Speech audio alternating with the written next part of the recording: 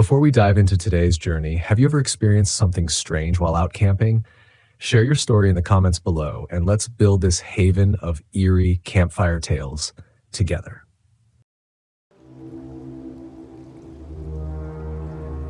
My name's Brandon Bell, and back in 2009, I took my old RV out to Glacier National Park for a much-needed solo trip. I was a few months out from a messy divorce and had pretty much lost my mind working 60-hour weeks in corporate sales, so you could say I was ready to trade my phone and emails for bear spray and mountain air. I had this little campsite picked out in the Apgar campground, just me, the pines, and a cold mountain stream nearby. Nothing but space to think. But then, of course, it all started with a joke that I couldn't leave well enough alone. I'd been sitting around my fire nursing a can of cheap beer when this guy wandered over from another campsite. I call him a guy, but really, he looked more like one of those boulders around the park that had somehow grown limbs and a grumpy expression. He wore this threadbare flannel that looked older than me and had this massive, knotted beard. He muttered something about enjoying the silence, and sat himself down by my fire, uninvited. I laughed a little awkwardly and said, "Guess I'll enjoy it more with some company, right?" He didn't even smile, just looked at me like I'd slapped him. "Not all company is good company, friend," he replied, low and gruff. Now, I'm not a paranoid guy, but I also wasn't keen on letting random boulder men hang around my fire, so I nudged him into talking a bit. He said his name was Barlow and that he was camping alone, though his vague answers didn't make me feel any better. Eventually, after a few minutes of weird back and forth, he stood up and wandered off without another word, disappearing into the dark trees. I tried to shake it off. No big deal, I told myself, though part of me was already double-checking that my RV door was locked from the inside. I crawled into bed and tried to settle down, just letting the crickets and wind lull me to sleep. Except a couple of hours later, I jolted awake. There was a sharp noise, like someone had knocked right on the side of my RV. I froze, listening, hoping it was just a curious raccoon or something. But there it was again, a slow, deliberate knock. I lay there, gripping the blanket tight, and whispered to myself, "Don't be paranoid, Brandon. Probably just the wind." Yeah, right, because wind knocks politely. The knock happened again, followed by a scraping noise. It was coming from near the RV door now, like someone dragging something metallic along the side. I decided to be brave and peeked out the small window. For a split second, I saw something, or rather someone, moving between the trees, their flashlight flicking on and off, but it was too far to make out a face. My first thought was Barlow, but what the hell would he be doing creeping around my RV? I grabbed my flashlight and my bear spray, opened the door quietly, and aimed the beam out into the trees. "Whoever's out there, just letting you know, I got pepper spray," I called out, hoping that would be enough to scare off any would-be pranksters or thieves. Silence. I could hear my heartbeat pounding in my ears, loud and fast, and then a low voice answered back from somewhere in the dark. "Pepper spray, huh? Ain't that cute?" The way he said it, mocking and slow, sent a chill down my spine. Whoever this was, he wasn't intimidated. I stood there trying to think of something tough to say back, but I was out of cleverness. Instead, I pulled the door shut and locked it. Not exactly the bravest move, I know, but the guy sounded serious. For a while, it was quiet again. Too quiet. I kept listening, but all I could hear was the wind through the trees and the creaks of my RV. I wanted to call someone, maybe the Rangers, but I didn't even have a signal out here. My only line of defense was my flashlight, the bear spray, and, well, my less than stellar ability to look intimidating. After what felt like an hour, I started to relax, telling myself maybe it was just some other camper having a laugh. But then I heard it. A slow scraping sound coming right up to my RV door.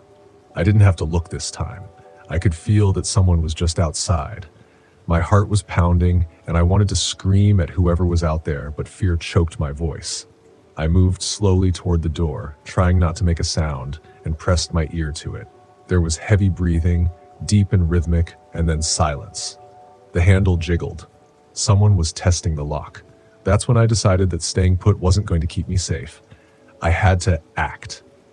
There was a small emergency exit window in the back of the RV that I'd been half joking about using as my escape route if I ever burned my dinner. Now, it seemed like the only way out. I crawled toward it, unlocked the latch, and popped it open as quietly as I could. Just as I was about to squeeze through, I heard the RV door lock snap. My heart nearly stopped. I slipped out through the window, landing hard on my knees and scraping my hands on the rough gravel. Ignoring the pain, I crawled quickly under the RV, hoping the dark would keep me hidden. I could hear footsteps inside, slow and deliberate. The guy was moving around, opening drawers, tapping on walls like he was looking for something, or someone. I could see his shadow moving around inside, his heavy boots clunking against the RV's floor. My blood turned cold as I realized he was taking his time. The footsteps moved to the back where I'd just crawled out. I held my breath, frozen in place. Then he came back to the front, and I saw his figure silhouetted against the moonlight streaming in through the windshield. He was massive, almost as broad as the doorway itself. He stood there for a second, breathing heavily. And then, to my horror, he laughed. "Think you can just run off, huh? That's cute." It was Barlow. I didn't know what his deal was, but I knew he wasn't just some camper with boundary issues. I needed a plan. The forest stretched out behind me, dense and shadowy, but I didn't see any other choice. I crawled out from under the RV and bolted into the trees, making as little noise as possible, praying he hadn't heard me. I didn't stop, weaving through the trees, trying to keep my steps quiet. Every now and then, I'd glance back, half expecting to see Barlow charging after me with that terrifying laugh. The forest was pitch black, the only light coming from the occasional break in the trees where moonlight spilled in, giving me just enough to navigate by. I stumbled down a slope, slipping on loose rocks and roots. My knee throbbed, and I bit back a curse. I knew I couldn't keep up this pace forever, and my only chance was to find somewhere to hide or wait him out. Just as I was deciding what to do, I heard a voice echoing through the trees. "You're only making this harder on yourself, Brandon. Why don't you come out and make it easy?" I froze, ducking behind a thick trunk, trying to quiet my own breathing. How the hell did he know my name? I hadn't told him back at the campsite. Then I remembered that my name was on a few things around the RV. My cooler, my fishing gear. He'd probably rummaged through it while I'd been hiding. "Run, run, run," he called out, taunting, his voice full of sick amusement. I swallowed, fighting down panic. This guy wasn't just trying to scare me, he was hunting me. I was sure of it now. With no one around for miles and no cell signal, I was on my own. In a fit of desperation, I bolted again, moving fast and low. After a few minutes, I stumbled onto a small clearing. In the middle was an old, weather-beaten shack, barely holding together under a thick layer of moss and leaves. I didn't hesitate, throwing myself against the door. To my relief, it was unlocked. Inside, it was dark and cold, the air thick with the smell of rot and something metallic. I slid down against the wall, clutching the bear spray, praying he hadn't seen me slip inside. I sat there in the dark, listening, hoping he'd pass by, but then I heard the sound of heavy footsteps outside the shack. Barlow was close, too close. I forced myself to hold my breath as he circled the shack, muttering to himself, "I know you're in there, Brandon, can smell you." A chill ran down my spine. Smell? Tell me, what kind of person says that? He rattled the door, but thankfully it held.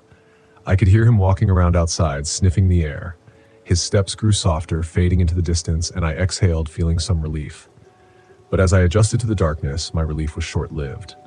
There, in the dim light filtering through the cracks, I could see a pile of old camping gear, tattered tents, torn sleeping bags, and bones. Scattered bones, some small and splintered, others disturbingly large. It hit me. Barlow wasn't just some deranged camper. He'd been out here for a while, maybe years, preying on people who thought they'd find peace in the wilderness. I glanced over the grisly collection, noting twisted silverware, a hunting knife with a dull blade, and fragments of cracked skulls. I held back a gag, clutching the bear spray tighter, and knew I had to get out. Barlow would come back, and I didn't want to end up part of his macabre collection. I peered through a crack in the shack's wall, watching for any sign of him. After a few minutes, I saw his shadow passing back toward the campsite. Maybe he thought I'd double back, Or maybe he was just messing with me. Either way, I knew this was my only chance. I eased the door open, careful not to make a sound, and slipped out into the night. I moved quickly but quietly, putting as much distance as I could between me and the shack. I headed toward the main road, hoping to find some ranger station or passing car. As I ran, I could hear Barlow's voice echoing faintly in the distance, a twisted lullaby of threats and laughter.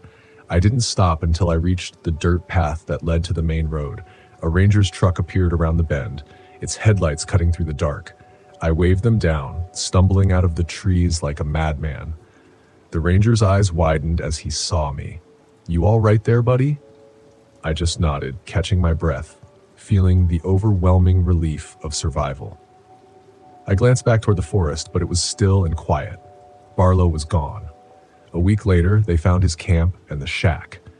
Turns out, Barlow wasn't just a camper. He was a fugitive from a murder charge in Arizona, on the run for years. They'd found enough remains to account for at least 3 people. His hunting ground, the Rangers called it. And as for me, well, let's just say my days of solo camping are over. Before we dive into the next exciting story, drop a comment below and let me know, what time is it where you're watching from? I'm curious to see where everyone's tuning in from around the world. I've never been a superstitious man. Ghosts, spirits, curses, all of it felt like nonsense. My wife, Sarah, was the opposite. She loved all that mystical, spiritual stuff. She'd go on and on about how some places had energies or how she could feel something otherworldly when we'd visit a new place. I used to tease her for it. I didn't mean anything by it. I just never took it seriously. Now, I wish I had. It's been almost a year since Sarah died. I still don't know how to talk about it. I don't talk about it, really.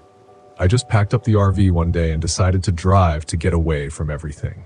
Her voice, her smile, the way she used to look at me when I'd roll my eyes at her hippie nonsense. It was all too much to deal with, so I left. I wasn't running from her memory exactly.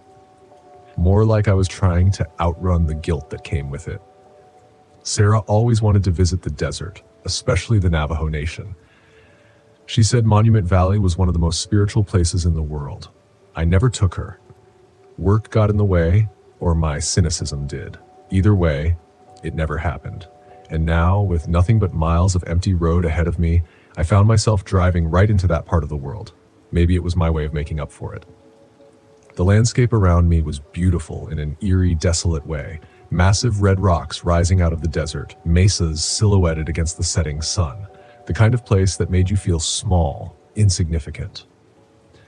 I parked the RV in a remote spot off an unmarked dirt road. No other campers around, just the endless stretch of desert and the towering rock formations in the distance. It was quiet, peaceful even. I thought maybe I'd finally get a decent night's sleep.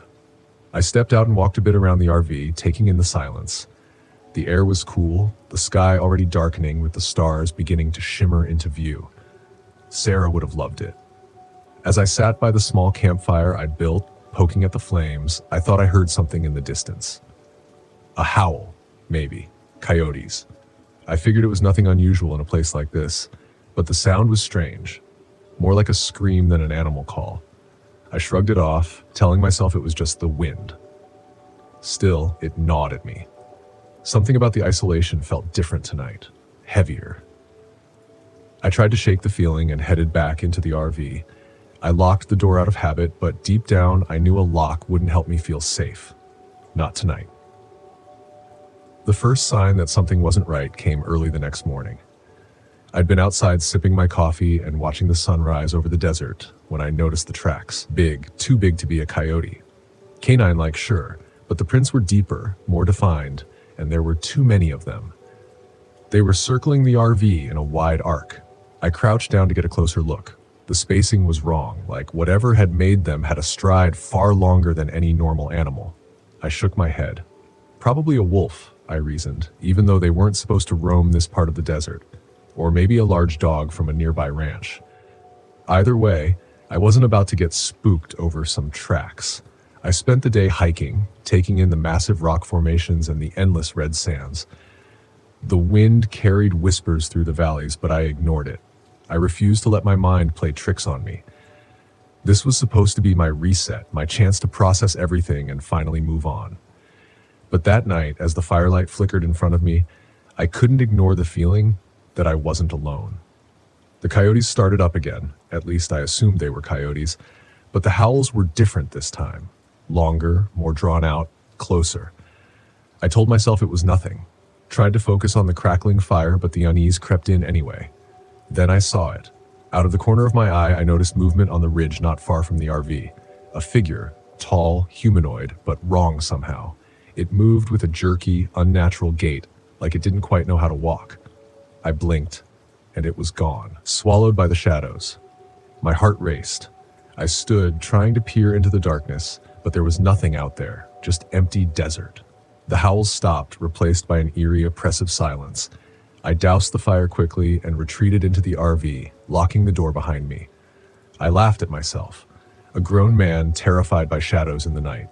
I was just exhausted, that was all. Grief and exhaustion make you see things that aren't there. I repeated that to myself as I crawled into bed, but I couldn't shake the sense that something was watching me. The next morning, I found more tracks. This time, they weren't just around the RV. They led right up to the windows, pressed deep into the sand, circling the vehicle like a predator stalking its prey. I stared at them, unease curdling in my stomach. These prints were bigger than the ones from yesterday. Deeper, too. Something was out here. Something that was getting bolder. I decided to leave. That morning, I packed up my things, double-checked the tires on the RV, and set the GPS for the nearest town. But as soon as I hit the ignition, the engine sputtered. It wouldn't start. "Come on, not now," I muttered, trying again. Nothing. I went outside to check the engine, hoping it was something simple, but when I popped the hood, everything looked fine. There was no reason for the RV to stall like this. Yet, there I was, stuck in the middle of nowhere, with no cell signal and no way to leave. As the day wore on, that strange feeling of being watched never left. I kept glancing over my shoulder, certain I'd catch sight of that figure again, but the desert was still dead quiet. That night, it came closer. I heard it long before I saw it. Footsteps outside the RV, soft at first, but growing heavier, more deliberate. Something was walking around, pacing as if deciding what to do next. I stayed perfectly still inside, listening as the footsteps circled the RV, stopping near the windows. Then came the scratching. At first, I thought it was a branch scraping against the side of the RV, but the sound was too methodical. It came in short bursts, like claws dragging across metal, testing the strength of the walls. I grabbed the flashlight and crept to the window, slowly pulling back the curtain just an inch. My breath caught in my throat. There, outside in the dark, was the figure I had seen on the ridge. But it was clearer now, standing in the moonlight just feet from the RV. It wasn't human. At least, not anymore. It looked like a man, but its limbs were wrong, too long, too thin. Its skin was stretched tight over its bones, and its face, it was shifting, contorting, flickering between the face of a man and that of a coyote. It stopped scratching and turned toward the window, as if it could sense me watching. Its eyes, yellow and gleaming, locked onto mine for a moment. Time seemed to freeze. Then it bared its teeth in a sickening grin. I staggered back, heart pounding in my chest, and stumbled toward the door. I had to get out, had to run. But as soon as my hand reached for the latch, I heard it. "Mark." I froze. "Mark, it's me." The voice, it was Sarah's, soft, familiar, and filled with the love I hadn't heard in almost a year. I turned slowly, staring at the window. The figure outside had disappeared, but the voice lingered, echoing in the night. "Mark, come outside, please." I shook my head, tears burning in my eyes. No. It couldn't be. It was impossible. Sarah was gone. She was gone. But the voice, it sounded so real. I pressed my hands to my ears, squeezing my eyes shut. "No," I whispered. "No, no, no." The voice grew louder, more insistent. "Mark, come to me." I fell to my knees, clutching my head as the scratching returned. More violent this time, as if the creature was trying to claw its way inside. But I didn't open the door. I didn't go outside. The next morning, everything was quiet. No scratches, no footsteps, no voice. I stepped outside, and the desert was calm again. The tracks were erased by the wind. The RV started without a hitch. I drove away from Monument Valley, leaving the cursed land behind. But the memory of that night, the voice of my wife, the creature in the dark, has followed me ever since. Some things can't be explained. Some things I realize now should never be disturbed. My name is Frank Evans, and in 2019 I decided to take my RV up to Banff National Park in Alberta. After years of crunching numbers as an accountant, I figured it was high time I crunched some gravel under my hiking boots instead. I've always been the kind of guy who'd choose a spreadsheet over a spade, but a recent health scare nudged me toward embracing the great outdoors.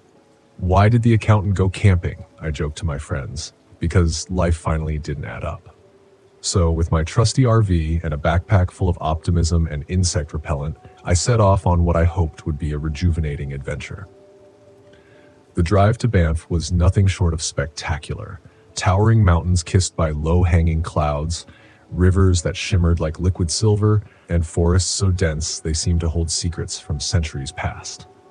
I found a cozy spot at a secluded campground near Lake Minnewanka, far enough from the tourist hotspots but close enough to civilization should I need an urgent caffeine fix. Setting up camp was a comedy of errors. I struggled with the awning, wrestled with the portable grill, and nearly set my hiking boots on fire. A fellow camper named Dave watched with amusement from a nearby spot. "First time?" he called out with a grin. "Is it that obvious?" I laughed. "Don't worry, we've all been there," he replied. "Need a hand?" We chatted for a bit, and he gave me some tips on the local trails. Dave was a seasoned camper, the kind of guy who could start a fire with 2 sticks and a stern look. He mentioned he was heading out early the next morning to hike a trail that wasn't on the official maps. "It's a hidden gem," he said. "Interested in joining?" I hesitated. An unmarked trail sounded both exciting and slightly irresponsible. But then again, wasn't I here to break free from my mundane routine? "Sure, why not?" I agreed. The next morning, we set off just as the sun began to peek over the mountaintops. The trail was everything Dave promised: untouched beauty, wildflowers in full bloom, and the kind of serenity you can't find in the city. We exchanged stories along the way. He told me about his travels, and I regaled him with tales of corporate life, much to his feigned horror. "Man, I'd rather wrestle a bear than sit through a budget meeting," he joked. "Trust me, sometimes they feel like the same thing," I quipped back. About 3 hours in, we reached a clearing with a breathtaking view of the valley below. It was the perfect spot for a lunch break. As we unpacked our sandwiches, I noticed a faint smell, something musky and out of place. "Do you smell that?" I asked. Dave sniffed the air. Could be a dead animal nearby. Nature's way of recycling. We finished our lunch and decided to head back before the afternoon sun made the return trip unbearable. As we descended, I spotted something unusual among the trees, a piece of bright fabric fluttering gently in the breeze. "Hold on a second," I said, stepping off the trail to investigate. Pushing aside some branches, I came upon a small campsite. But it wasn't occupied. In fact, it looked like it hadn't been for some time. The tent was collapsed and belongings were scattered haphazardly. Among them was a backpack with a university logo I didn't recognize. "This is odd," Dave murmured, joining me. "Doesn't look like an animal did this." A chill ran through me, not from fear, but from a nagging sense that something was very wrong. "Maybe we should report this when we get back," I suggested. "Yeah, probably just someone who left in a hurry," Dave replied, but his tone lacked conviction. We continued on, but the jovial mood had dissipated. The forest, once inviting and warm, now felt oppressive. The canopy seemed thicker, the shadows darker. Every snap of a twig echoed louder than before. "Did you hear that?" I whispered. "Probably just wildlife," Dave said, though his eyes scanned the trees intently. Minutes later, we stumbled upon another unsettling scene. A hunting rifle propped against a tree next to a pair of boots, neatly placed side by side. No hunter in sight. "This doesn't feel right," I said firmly. "We need to get back." Dave nodded. "Agreed. Let's pick up the pace." As we hurried along the trail, a figure emerged ahead of us. A man in worn-out clothes, his face obscured by a ragged hat. He carried a large duffel bag slung over his shoulder. "Afternoon," he greeted us with a crooked smile. "Out for a hike?" "Just heading back to camp," Dave replied cautiously. "Beautiful day for it," the man said, his eyes locking onto mine. There was something unsettling about his gaze, intense and unblinking. "Well, we should be on our way," I said, attempting to move past him. Don't rush off, he said, stepping to block our path. Not many folks come this way. Be a shame not to have a little chat. My heart rate quickened. Maybe another time, I insisted. He dropped the duffel bag, and as it hit the ground, something metallic clanked inside. I insist, he growled. Dave moved between us. Look, we're just trying to get back before dark. Afraid of what comes out at night? The man sneered. Without warning, he pulled a knife from his belt. Hand over your packs. Take it easy, Dave said, raising his hands. We'll give you whatever you want. I fumbled to remove my backpack, my fingers numb with fear. Suddenly, Dave lunged at the man, knocking him off balance. Run, he shouted at me. Frozen for a split second, I watched as the two struggled. The man slashed wildly, and Dave dodged, landing a solid punch to the attacker's jaw. Snapping back to reality, I grabbed a fallen branch and rushed to help. Swinging the branch, I struck the man's arm, causing him to drop the knife. Dave kicked it away, but the man was relentless. He tackled Dave to the ground, and they rolled perilously close to the edge of a steep incline. Help me, Dave shouted. I reached out to grab him, but the man grabbed my leg, pulling me down. We tumbled down the slope, crashing through bushes and over rocks. When we finally stopped, pain shot through my entire body. Dazed, I looked around. Dave lay a few feet away, unmoving. The man groaned somewhere behind me. Ignoring the searing pain in my ankle, I crawled over to Dave. A deep gash ran across his forehead and his breathing was shallow. Dave, hang in there, I urged. Footsteps approached. The man was back on his feet, a crazed look in his eyes. You shouldn't have done that, he snarled. Desperate, I searched for something, anything, to defend us. My hand closed around a sharp piece of shale. As he advanced, I threw it at him, hitting him square in the face. He screamed, clutching his eye. Seizing the moment, I hauled Dave up, trapping his arm over my shoulder. We have to move, I told him. We stumbled through the forest, branches whipping against our faces. Behind us, the man's curses echoed. The terrain was unforgiving, each step agony for both of us. My ankle throbbed, but adrenaline kept me going. There's a ranger station nearby, Dave mumbled weakly. Which way? I asked. He pointed vaguely to the east. Navigating by the fading sunlight, I adjusted our course. The sounds of pursuit grew fainter, but I knew we weren't safe yet. After what felt like hours, a small cabin came into view. Relief washed over me. We had made it to the ranger station. I banged on the door frantically. An older man opened it, his eyes widening at the sight of us. What happened? There's a man. He attacked us. My friend is hurt, I panted. Get inside quickly. He helped us in and locked the door. Sit down, he instructed, grabbing a first aid kit. As he tended to Dave's wounds, I recounted the ordeal. The ranger, whose name was Bill, listened intently. You're not the first to have a run-in with him, Bill said gravely. You know this guy? I asked. Been reports of missing hikers in these parts. We suspect it's the work of a drifter named Lucas Shaw. Used to be a hunting guide before. Well, before something went wrong upstairs. Why isn't he caught yet? I demanded. Bill sighed. These mountains are vast. He knows them better than anyone. But don't worry, I'll radio for help. He reached for his radio, but all we got was static. Damn it. The signal's dead. Must be the solar flares acting up. A loud bang rattled the door. He's here, I whispered. Bill grabbed a rifle from the wall. Stay back. Another bang, and the wood started to splinter. You can't hide forever, Lucas shouted from outside. Is there another way out? I asked urgently. Through the back, but it's a drop down to the river, Bill replied. A crash echoed as Lucas broke a window, his arm reaching in to unlock the door. Without thinking, I grabbed a heavy lantern and smashed it down on his arm. He yelled in pain. Go now, Bill ordered. I helped Dave up and we moved toward the back door. Bill covered us, aiming the rifle at the door. As we reached the back, the sound of wood giving way signaled Lucas's entry.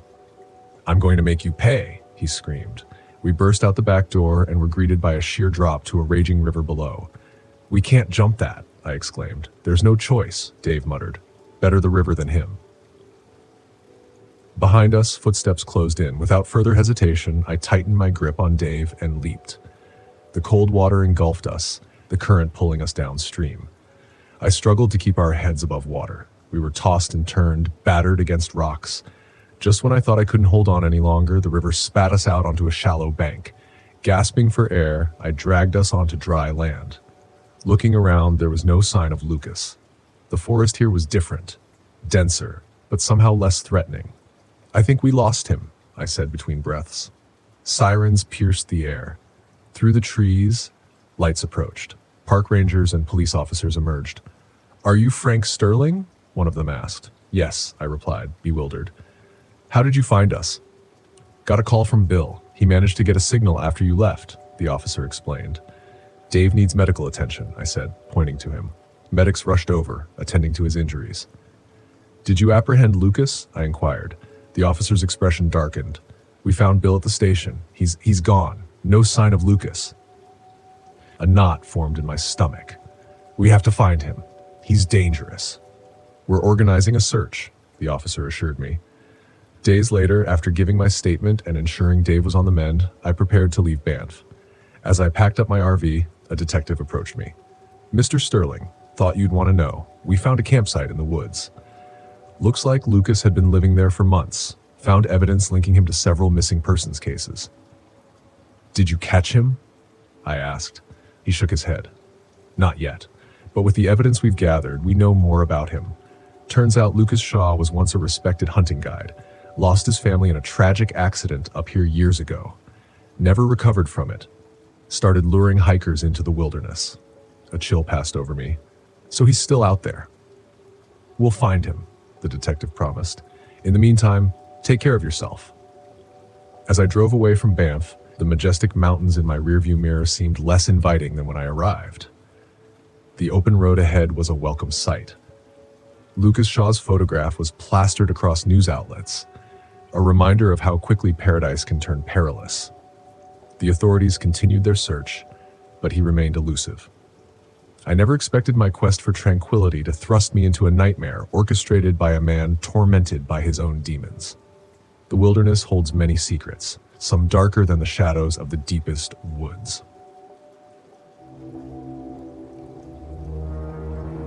I'm not sure why I chose the Ocala National Forest. It wasn't really on my radar until a couple of weeks ago. Maybe it's because Megan always talked about it, how beautiful the pine forests were, the springs. She was the nature person, not me. She practically begged me to take her camping here once, back when we were still together. I kept putting it off, using work as an excuse.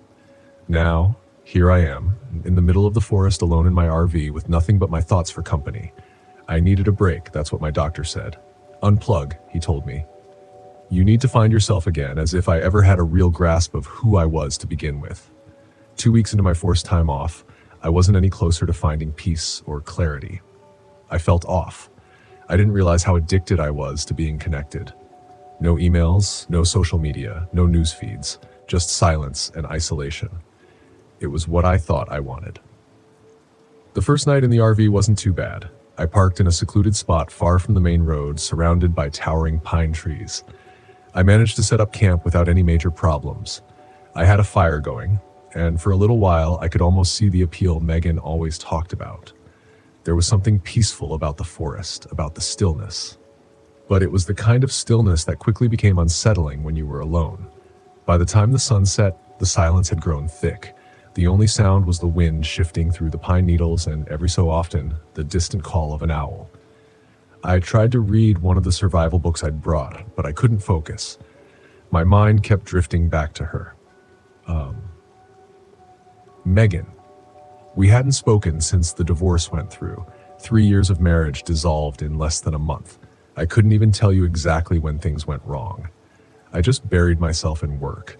She begged me to slow down to reconnect, but I didn't listen. I told myself I was doing it for us, that the stress was worth it in the end. But by the time I realized how much I'd lost, it was too late. The fire crackled as the temperature dropped. I got up to grab my jacket from inside the RV. That's when I first heard it. A soft tapping sound, like something lightly knocking against the side of the RV. I froze, listening. Tap, tap, tap. I leaned against the door, listening harder. The tapping continued, rhythmic, almost deliberate. I grabbed a flashlight and opened the door, scanning the area around the RV. The light cut through the darkness, but I couldn't see anything, just trees and shadows. Probably just a branch in the wind, I muttered to myself. though the trees weren't close enough to the RV for that to make sense. I shut the door and locked it. The tapping had stopped, but I didn't sleep well that night. Every time I drifted off, I heard something, footsteps, rustling, things I couldn't explain away as easily as I wanted to. But when I looked outside, the forest was still. The next morning, I found the footprints. They were in the dirt around the RV, large and oddly spaced. Not animal tracks, but not quite human either. They seemed too long, too wide, like someone had been walking on the balls of their feet with unnatural precision. They circled the RV, stopping near the windows before disappearing into the trees. I crouched down to get a better look. The prints were deep. The kind that didn't come from a person casually walking.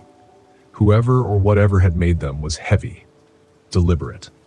I couldn't shake the feeling that I was being watched, even though there was no one around. I considered leaving, but I wasn't going to let some footprints freak me out. Besides, my RV wouldn't start. No matter how many times I turned the key, the engine just sputtered and clicked. The GPS on my phone was glitchy too, pointing me in all sorts of random directions before it finally went blank. Great, just great. I spent most of the day walking, trying to calm my nerves. I stuck to the trails at first, but as the hours passed, I wandered deeper into the forest. The pine trees stretched up endlessly, their trunks so straight and uniform that I started losing track of where I was. I didn't mind being lost, not at first. It distracted me from the unease that had settled in my chest. But then, out of the corner of my eye, I saw someone, standing just beyond the trees. I stopped dead, staring at the figure. It was tall, too tall, and unnaturally still. I blinked, thinking maybe I'd imagined it, but when I looked again, it was still there, a dark shape, humanoid but wrong, standing among the trees, watching me. I called out, "Hello?" My voice sounded small, swallowed by the forest. The figure didn't move. I took a step toward it, and in an instant it vanished, not like it walked away, just gone, like it was never there. I felt a chill crawl up my spine. I stood there for what felt like forever, staring at the spot where the figure had been, before I finally turned and hurried back toward the RV. That night, the tapping started again. Louder this time, more insistent. I lay in bed, listening, my heart pounding in my chest. The rhythmic tapping echoed around the RV, coming from all sides. It sounded like someone or something was circling the vehicle, knocking at the walls, at the windows. I couldn't bring myself to move. Then, the footsteps started. Heavy, deliberate thuds like boots crunching on gravel. They moved slowly, methodically, pacing back and forth outside the RV. I grabbed my flashlight, my hand shaking, and crawled out of bed. "Stop it," I whispered to myself. "You're imagining things. It's nothing." But I wasn't imagining it. I peered through the window, and there it was, the figure, standing just at the edge of the clearing, barely visible in the darkness. Its shape was clearer now, a tall, gaunt figure with limbs that seemed too long, too thin. Its face was hidden in shadow, but I could feel its eyes on me, watching. I stumbled back from the window, heart racing. The tapping grew more frantic, the footsteps louder. My head spun with fear and confusion. What was it? Why was it here? I bolted for the door, but as I reached for the handle, I heard a voice. "David." I froze. It was Megan's voice, soft, familiar, and unmistakable. "David, come outside." My breath caught in my throat. "Megan?" I whispered, barely able to speak. "Come to me." I stared at the door, my hand trembling on the latch. The voice was so clear, so real. But Megan wasn't here. She couldn't be. It wasn't her. "David, please." The voice grew more insistent, more urgent, but something in the tone was wrong, off. It wasn't her. It couldn't be. I backed away from the door, my heart pounding in my chest. The tapping and footsteps stopped all at once, leaving an eerie silence in their wake. I didn't sleep that night. The next morning, the forest felt different, lighter somehow. The figure was gone, and the RV started on the first try. I didn't waste any time. I packed up and drove away, leaving the forest behind as quickly as I could. But even now, as I sit here writing this, I can't shake the feeling that something is still watching me, that maybe, I didn't leave it behind. Some things can't be explained. Some things I realize now are better left undisturbed. My name is Frank Evans, and this happened to me back in 1999. I was part of a Navy SEAL team, and we were on a mission that took us deep into the wilderness of northern Idaho. Our objective was classified, but it involved tracking a high-value target linked to several mysterious disappearances. We were a team of 5. Me, Lieutenant Jack Harlow, Petty Officer Ted Marino, Chief Petty Officer Carlos Vies, and our tech specialist, Nathan Fry. We'd been dropped off in the middle of nowhere, a dense forest stretching endlessly in every direction. Our gear was standard: night vision, firearms, rations for a week, and enough tech to communicate with our base miles away. Our target, a man named Olin Dre, was believed to be hiding somewhere in these woods. He was an enigmatic figure tied to a string of violent incidents, and the locals were terrified of him. Dre was more than just a fugitive. He was a ghost. No one saw him, but his presence was felt everywhere.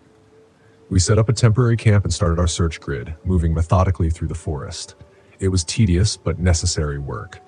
After 3 days of nothing, morale was low. Jack tried to keep us motivated with his dry humor. "You know, Frank," he said, squatting beside the campfire one night, "if I'd known we'd be camping for a week, I'd have brought marshmallows." We all chuckled, even though we were tired and frustrated.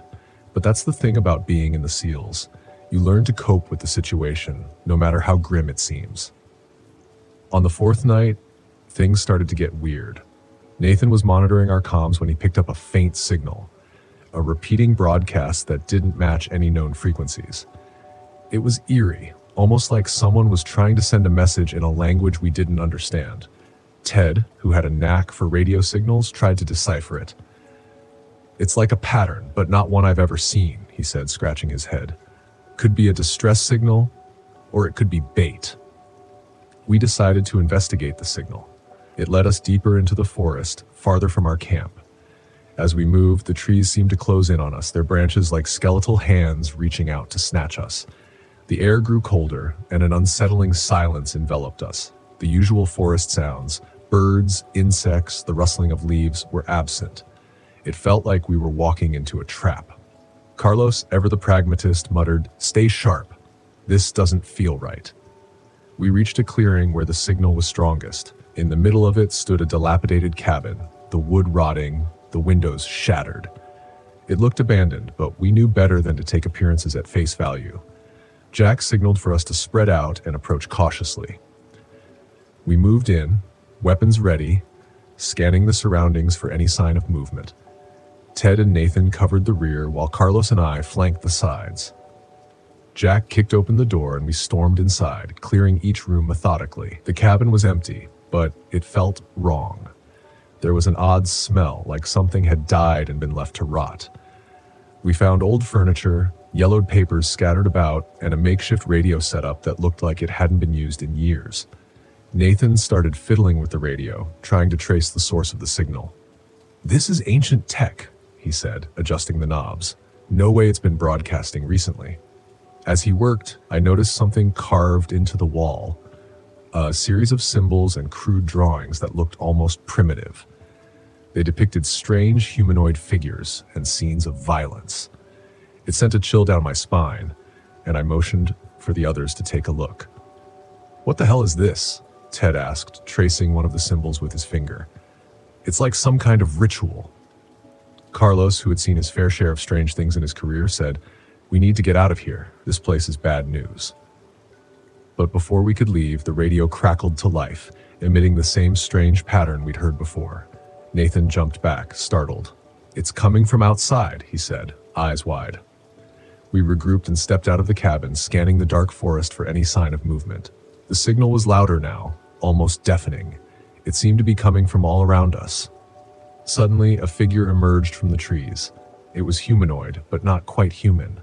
Its limbs were elongated, and its eyes glowed with an unnatural light. It moved with a fluidity that defied logic, like it was gliding rather than walking. "Contact!" Jack shouted, and we opened fire. Our bullets seemed to have no effect. The figure kept coming, undeterred. It moved with a speed and agility that was almost impossible to track. Before we knew it, it was upon us, slashing at us with razor-sharp claws. Nathan was the first to go down, his throat ripped open in a spray of blood. Ted fired at point-blank range, but the creature swatted him aside like a rag doll. Carlos and I kept firing, but it was like fighting a shadow. Jack yelled for us to fall back, and we retreated into the forest, the creature hot on our heels.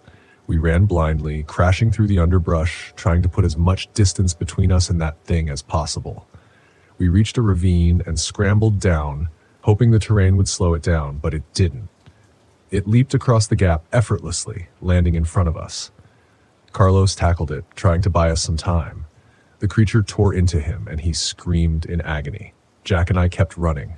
We could hear Carlos's screams behind us, but there was nothing we could do. The creature was too powerful, too fast.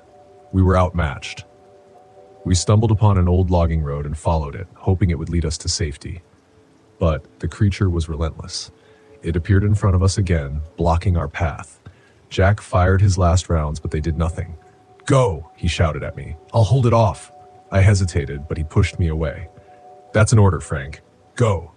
I ran, my heart pounding in my chest. I could hear Jack's final stand behind me, his shouts and the creature's growls mixing into a nightmarish cacophony.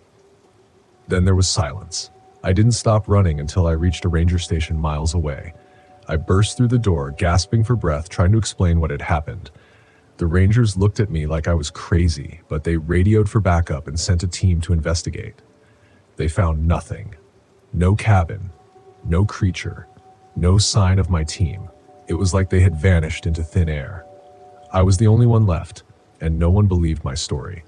They chalked it up to a hallucination, a stress-induced breakdown. But I know what I saw. I know what happened out there. In the years since, I've tried to move on, but it's always there, lurking at the edges of my mind. I've done my best to live a normal life, but the memories haunt me. I left the Navy and moved to a small town, hoping to find some peace. Every now and then I hear about people going missing in the woods. It never makes the news, just whispers in the local bars and cafes. And every time I wonder if that thing is still out there, waiting for its next victim. I've kept in touch with some of the families of my team. I've tried to explain what happened, but it's hard when you don't have any proof. Most of them have moved on, but I can see the pain in their eyes when we talk. They want answers, and I don't have any to give. Life goes on, but the past is never far behind. I still wake up in the middle of the night, sweating and shaking. The image of that creature burned into my mind. I don't think I'll ever be free of it, but I keep going. I owe it to my team to keep their memory alive. They were good men, and they didn't deserve what happened to them. I hope that someday someone will find the answers we couldn't. Until then, I'll keep telling our story, hoping that it can serve as a warning to others. Because out there, in the dark corners of the world, there are things we don't understand, and sometimes those things come for us. I thought this trip would fix everything. I thought that a week out in the woods, just me and Tyler, would somehow repair the damage from the past year. The divorce hit him harder than it hit me, and that's saying something. I thought maybe out here in the quiet, away from the distractions of phones and the city, we could connect again, like fathers and sons are supposed to. But from the moment we hit the road, I knew it wasn't going to be easy. Tyler barely looked up from his phone the entire drive, earbuds in, scrolling mindlessly. He didn't care about the scenery, didn't care that we were headed to Deadwood Creek, a place I used to go with my own dad when I was his age. It's funny how history repeats itself. My father and I never really saw eye to eye either. He'd brought me out here hoping to teach me how to be a man, how to survive in the wilderness. And now here I was, doing the same with Tyler, hoping the Black Hills would heal something in both of us. I glanced at him as we pulled into the campground. He didn't even notice the tall, dark pines surrounding us, swaying lightly in the wind. A dense fog had settled over the creek, and the sound of water trickling nearby was the only noise besides the RV's engine. It felt different than I remembered, more isolated, lonelier. "This is it," I said, more to myself than to Tyler. "Cool," he mumbled, still scrolling, not even looking up. I sighed, cutting the engine. After we set up camp, I suggested a short hike to check out the creek. Tyler grumbled, but followed me. The trail was just as I remembered, narrow, winding through the trees with the creek gurgling beside us. There was something peaceful about it, but also something off. The farther we went, the heavier the air felt, like the forest was watching us. We reached the creek's edge where the water ran fast over the rocks. I crouched down, letting the cool water run over my hand. "This place used to be full of miners back in the gold rush days," I said, trying to make conversation. "A lot of people came out here looking to strike it rich. Some of them didn't make it out." Tyler shrugged. "I guess," he said. I stood up and brushed off my hands, frustrated. "You know, you could try enjoying this." He looked up from his phone for the first time and scowled. "I didn't ask to come here." I bit my tongue, holding back the argument that wanted to burst out. "Let's head back to camp." As we turned to leave, something flickered in my peripheral vision. I stopped, squinting through the trees. There, just at the edge of the clearing, a dim light floated in the distance. It flickered like a lantern, swaying in the wind. "Did you see that?" I asked, pointing toward the trees. Tyler glanced up, following my gaze. "What? That light?" It was gone. I blinked, rubbing my eyes. Maybe I'd imagined it. The fog had thickened while we were by the creek and the woods were growing darker. "Never mind, let's go." The first night was when things started getting weird. Tyler and I had retreated to the RV after dinner. He was predictably glued to his phone while I tried to read a book, but the quiet gnawed at me. The stillness outside felt oppressive rather than peaceful.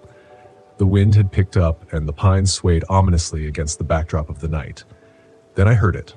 At first, I thought it was just the wind, a soft, barely there sound, like whispers carried on the breeze. But as I listened, it grew more distinct. Not the wind. Voices. Faint, disembodied voices murmuring just outside the RV. "Did you hear that?" I asked, sitting up straighter. "What?" Tyler didn't even look up. "The voices outside." Tyler pulled out one of his earbuds, frowning. "What are you talking about?" I stood up and went to the window, peering out into the darkness. Nothing but fog and trees. But I could still hear the whispers, just at the edge of hearing, like they were coming from the creek. I shook my head. Probably just the wind. Tyler rolled his eyes and went back to his phone, but something about those whispers unsettled me. That night, as I lay in bed, I couldn't shake the feeling that we weren't alone. The next morning, the air felt even heavier. Tyler was still distant, sulking around camp, so I suggested another hike, hoping it would clear the tension between us. He reluctantly agreed, and we set off down the trail again, heading back toward the creek. But this time, the unease I'd felt the day before was stronger. Every rustle in the trees, every crack of a branch set me on edge. As we walked, I couldn't help but glance over my shoulder. The feeling of being watched was constant now, like eyes were following us from the shadows. Then I saw it again. The light. This time it was brighter, flickering between the trees ahead of us, moving slowly, like a lantern being carried by an unseen hand. "There it is," I whispered, grabbing Tyler's arm. "Do you see it?" He stopped, frowning. What are you talking about?" The light flickered in and out, like growing dimmer before vanishing completely. I took a step forward, but Tyler grabbed my arm. "Dad, let's just go back." I wanted to argue, but the look on his face, the fear in his eyes, stopped me. Truth be told, I was scared too. "Yeah, let's go." That night, the footsteps started. It was late, maybe past midnight, and I just managed to drift off when I heard them. Slow, deliberate steps crunching on the gravel outside the RV. At first, I thought it was just an animal, maybe a deer or something, but the steps were too heavy, too purposeful. I lay there, holding my breath, listening as the footsteps circled the RV. They stopped by the window, then moved to the door.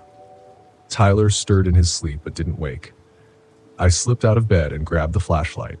My heart pounded in my chest as I crept toward the window, slowly pulling back the curtain. The beam of my flashlight cut through the darkness, and there, just at the edge of the light, stood a figure. It was tall, dressed in ragged, old-fashioned clothes like something out of the gold rush era. A wide-brimmed hat covered most of its face, but I could see the gleam of a lantern hanging from its hand. The figure stood perfectly still, just watching the RV. I stumbled back, heart racing. I didn't know what to do. My mind raced, searching for a rational explanation, but I couldn't find one. Then, just as suddenly as it had appeared, the figure turned and vanished into the fog, the light of its lantern disappearing with it. The next day, Tyler was pale and jittery, his usual teenage indifference replaced with genuine fear. He hadn't seen the figure, but he'd heard the footsteps. and the look in his eyes told me he knew something was wrong. "We need to leave," he said, his voice trembling. "I know," I replied. "I'll start the RV. We'll head out." But when I turned the key in the ignition, nothing happened. The engine sputtered, then went silent. I tried again and again, but the RV wouldn't start. "We're stuck here," I muttered, feeling the weight of dread settle over me. That night, the footsteps returned. This time, they were louder, more insistent. The figure was back, pacing around the RV, dragging something behind it. I could hear the heavy scrape of metal on gravel, like chains being dragged along the ground. "Dad, what is that?" Tyler whispered, his face pale with fear. I didn't have an answer. I grabbed the flashlight and stepped toward the door. "Stay inside," I told him. "No, don't go out there," he begged, grabbing my arm. But I couldn't just sit there, listening to the thing outside. I had to confront it.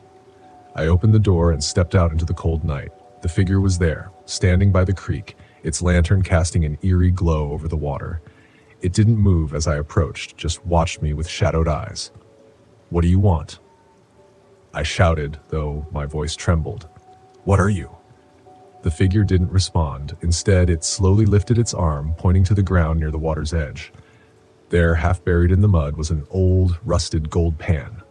I didn't understand at first, but then it hit me. The legend, the miner's ghost protecting his lost fortune. I knelt down, my hands trembling, and lifted the pan from the mud. As soon as I touched it, the figure vanished. The footsteps stopped. The whispers and the wind fell silent. The air was lighter. The oppressive weight lifted. I stood there for a long time, holding the gold pan, my mind racing.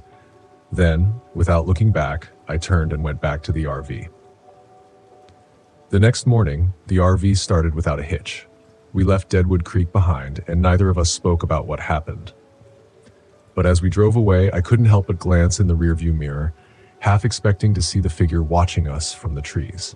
I didn't, but I knew deep down that something had happened out there, something I couldn't explain, something I would never forget, and maybe, just maybe, Tyler and I would be okay.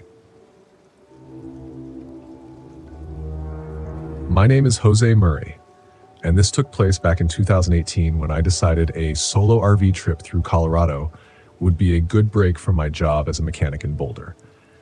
There's something about being out in nature, parking at some remote spot with just the mountain air and me. No customers, no schedules, just peace. I ended up in a secluded area by the San Juan National Forest, right off a winding dirt road that only a handful of people probably even knew existed. Perfect, right? I had my RV all set up, a small fire crackling, and was about to kick back with some canned chili and a beer when I heard it, a faint sound from deeper in the woods. It was like a soft rustling, maybe an animal, but then again, it didn't quite sound like any animal I'd ever heard. I shrugged it off and got back to my meal, figuring I'd just let my mind run wild. But later that night, the noise got louder. I had just settled in for bed when I heard what sounded like heavy footsteps outside. At first, I thought it might be another camper who'd found the same spot, maybe someone needing help with a flat tire. But looking out the window, I saw nothing, just my own little patch of campfire light stretching a few feet into the darkness. By midnight, I was wide awake, unable to shake the feeling that something or someone was out there. I tried to ignore it, even laughed at myself for being paranoid. But then came a loud, deliberate knock on my RV door. I froze, staring at the door, listening to the silence that followed. Another knock, louder this time. My heart hammered as I fumbled to grab my flashlight. I debated whether to open the door or not, but if someone was in trouble out there, I couldn't just ignore it, right? "Hello?" I called out, flicking on the light and opening the door just a crack. The only response was silence. I stepped out, shining my flashlight into the trees. That's when I saw it, a figure standing far enough away that I couldn't make out any details, but close enough that I could tell they were looking right at me. I called out, asking if they needed help. No answer. They just stood there, watching. I took a step back into the RV, trying to stay calm. I closed the door and locked it, suddenly very aware of how flimsy the lock seemed. I stayed up the rest of the night, keeping my flashlight and a wrench close, half expecting that person to come back and try the door. But nothing else happened, and eventually I managed to fall asleep, exhaustion taking over.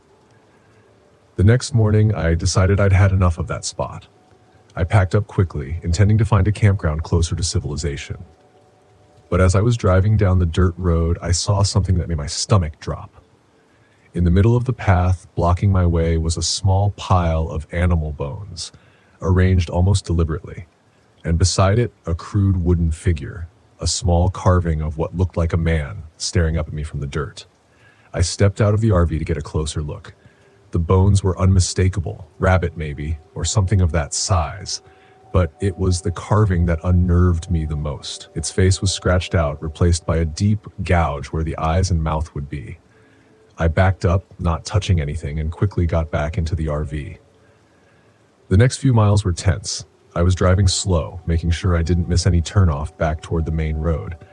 But every so often, I caught a glimpse of movement in the trees.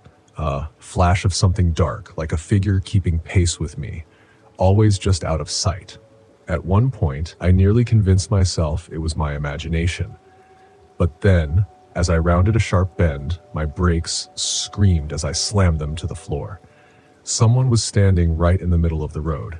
It was the same figure from last night, wearing a battered coat and an old hat pulled low over their face. I honked, hoping they'd move, but they just stood there, unmoving. My hands were shaking as I pulled the RV into reverse, trying to put some distance between us. The person started walking toward me, slowly, like they had all the time in the world. I kept reversing, but the road was narrow and it wouldn't take long before I'd be backed up against the trees. I had no choice. I shifted gears, gunned the engine, and drove forward, swerving to avoid the figure. For a second, I thought I'd escaped. But then I heard a loud thud against the back of the RV, like something, or someone, had jumped onto it. My mind was racing. I floored it, trying to shake them off, the RV rattling over the uneven road. But every time I glanced in the rearview mirror, I saw nothing, just the empty road behind me. I didn't stop until I reached the highway where other cars finally came into view. I kept driving, not daring to pull over until I reached a crowded gas station. I got out, walking around to check the back of the RV. Sure enough, there was a deep dent on the back door, like something heavy had slammed into it. But there was no one around now, no sign of that figure, just the regular people, filling up their tanks and minding their own business. Shaken, I went into the gas station to grab a coffee and calm my nerves. As I paid, I asked the clerk if he'd heard any stories about strange people in the area. He gave me a weary look and told me to mind my own business. But as I turned to leave, he muttered something under his breath about the forest people and how they don't like visitors. I didn't want to know more. I just wanted to get as far away from those woods as possible. But as I drove away, the image of that figure kept haunting me. Their silent stare, the bones, the carving, all of it etched into my memory. And every time I drive past the San Juan forest now, I can't help but wonder, are they still out there, waiting for someone else to wander a little too far into their territory? My name is Walter Phillips, and this all happened to me back in 2007 at Cuyahoga Valley National Park in Ohio, when I'd only been a ranger there for about 6 months, feeling pretty sure I had the world figured out, or at least how to make a decent pot of coffee in the field without spilling it on my boots. I remember it was early October. The leaves were turning that deep orange and red, and the trails got slick whenever it rained. I liked wearing my old canvas jacket that had a tear in the sleeve. I kept meaning to stitch it up, but never found the time. I had just finished a quick breakfast in the ranger station, a stale donut and lukewarm coffee, and I'd been joking with the other guys about the Browns losing again. It all seemed so ordinary, like any other morning shift. I never thought that day would end with blood on the ground and my hand shaking so hard I could barely hold my radio. I had to patrol a quiet stretch of trail near some old railroad tracks that cut through the woods. The morning light filtered through the maples, and I remember counting the chipmunks darting along the path. At about 9 a.m., I passed a young couple who asked where they could find a waterfall.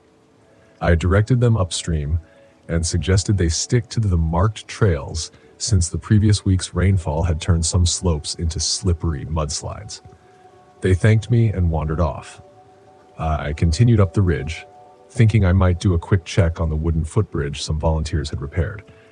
My radio crackled a bit, some chatter about a lost hiker the day before, and I made a mental note to keep my eyes open. Back then, I dealt mostly with sprained ankles, not missing persons. Around noon, I stopped to eat a turkey sandwich I'd packed. I remember the bread was soggy, and I cursed myself for not double wrapping it. There was a light breeze. A few birds sang somewhere behind me, and I leaned against a tree trunk, wiping mayo off my fingers with a handkerchief. That's when I heard something rustling in the underbrush. Deer? Maybe? I didn't think much of it, but I heard it again a moment later. A heavier sound, like something pushing past ferns and stepping on fallen branches. The woods went quieter at that moment, but I couldn't tell you why. I noticed. I guess my instincts nudged me. I shrugged it off and walked on. Not long after that, I came across a patch of ground torn up in a strange way. It looked like something had rooted there recently. The soil was disturbed, as if a large animal had been digging. I checked for prints but found nothing distinct. I wondered if it might be feral hogs, which people occasionally claim to spot. I didn't like the idea of feral hogs around here, but I told myself I'd file a report and maybe mention it to Clive, another ranger who knew more about local wildlife. I decided to swing by a more remote trail that few hikers used. It was a longer detour, but I felt energetic and curious. In hindsight, maybe I should have just gone back to the station. About an hour passed as I followed a narrow path near some thick briars. The canopy overhead made it a bit dim, though the day was still young. I smelled something odd, a faint sour odor. I walked a few yards more and saw what looked like shredded fabric snagged on a stump. There was a bright color, maybe red or blue. I stepped closer, carefully. My boots pressed into soft earth. Then I saw a backpack, half buried in leaves, and a shape leaning behind a fallen log. I approached slowly, calling out, "Hello? You okay?" No response. I stepped around the log and found a man's body. He had short dark hair, a bruise on his temple, and his torso was, well, it was torn in a way that made a hard lump form in my throat. I forced myself to look for any sign of life, but the man was clearly gone. I backed away, radioed the station, and tried to stay calm. There was no question now. Something violent had happened, and it wasn't a simple fall. My supervisor's voice crackled through. He told me to stay put, wait for help, and keep my eyes open. He sounded tense. I sat down on a rock, my legs feeling weak. I noticed the silence again. No birds, no wind, just my breathing. I kept scanning the tree line, my heart beating too fast. While waiting, I spotted footprints heading deeper into the brush, large and somewhat cloven, though they weren't clear. I didn't dare go investigate on my own. When backup arrived, Clive and a younger trainee named Pam, they looked pale. Clive swore under his breath, something about never seeing anything like this in the park. We discussed the victim, no ID on him. We guessed he might have been that missing hiker someone had reported yesterday. Clive went back to radio for more assistance. Pam stayed near me. We tried to secure the area, which basically meant standing guard and keeping watch for any sign of the culprit. She asked, "Walter, what could do this?" I shook my head. "I'm not sure. Could be a wild animal, something big and aggressive." We were quiet after that. We waited an hour. More rangers and a couple of sheriff's deputies started hiking in. Clive left to guide them here. Pam and I stayed. I kept glancing at the man's body, feeling oddly protective. That's when I heard that same rustling again, much closer this time. Pam and I both froze. She mouthed silently, "You hear that?" I nodded, my hand moving to the small can of pepper spray I carried. Then I saw it between the trees, a shape, broad shoulders, bristly hair on its back, and a snout rooting at the ground. It stepped forward enough for me to see that it had small, mean-looking eyes and tusks that curved wickedly. It was a huge boar, maybe twice as large as any I'd ever heard of around here. It moved in an odd pattern, not quite afraid, but not bold either. Pam whispered, "What the hell is that thing?" I didn't know what to say. We tried to stay still. The animal sniffed the air, its body tense. Without warning, it charged the log where the body lay. It pressed its snout against the victim's torso, sniffing and pushing. I felt sick. Pam raised her voice. "Hey!" She waved her arms to scare it off. I thought that was a bad idea, but I didn't stop her. The boar turned its head, showing us its profile, a dark, matted hide and a neck thicker than my waist. It stepped closer to us, crushing twigs underfoot. We backed away slowly, and I could feel my heart pounding harder than ever. I said we should leave. Now. We retreated through the underbrush, stumbling a bit. The boar followed. I heard its steps snapping branches behind me. I tried to move quietly, but panic set in. At one point, Pam tripped over a root and landed hard. I reached to help her up. The sound of the animal got louder, and I expected to feel it slam into me any second, but it didn't. We got back on the trail, running toward where we hoped to find Clive and the others. The radio wasn't getting good reception in this thick growth. I tried anyway. "Clive, we've got a hostile animal. Large boar. Be careful." Static answered me. We turned a bend and found Clive lying on the ground, face down, his uniform torn. I rushed to him, calling his name. He didn't respond. Pam checked his pulse and looked at me, her eyes wide. I felt a knot form in my stomach. My friend was dead, and I had no clue how this beast took him down so fast. We had just spoken an hour ago about the victim, and now he was gone too. My hands shook as I tried the radio again. More static. Pam and I realized we couldn't stay put. We needed to get out of there before we ended up like the others. The plan was to move toward a fire road about half a mile away, where we'd seen a pickup truck earlier that morning. It wasn't ours, but maybe we could find cover or at least get to a place where the radio worked. The sky started to cloud over, and a dimness settled in the woods. My left shoulder ached from a branch I'd scraped against. We moved slowly, listening to every sound. The forest around us seemed drained of normal life. Twice I thought I saw movement behind fallen logs or between distant trunks, but I forced myself not to freeze. I felt sweat running down my neck and bit my lip to keep from cursing out loud. Pam whispered that we should find some kind of weapon. I had a folding knife, and she picked up a stout branch. We kept going, step by step. Suddenly, about 40 yards ahead, the boar emerged onto the trail. It stood sideways, as if to block our path, rooting at the dirt. We backed up slowly, but it charged forward, kicking up leaves. We darted off the trail into the brush, branches scratching our faces. I lost sight of Pam for a second. "Pam," I hissed. She answered from a few feet away, hidden behind a thick cluster of ferns.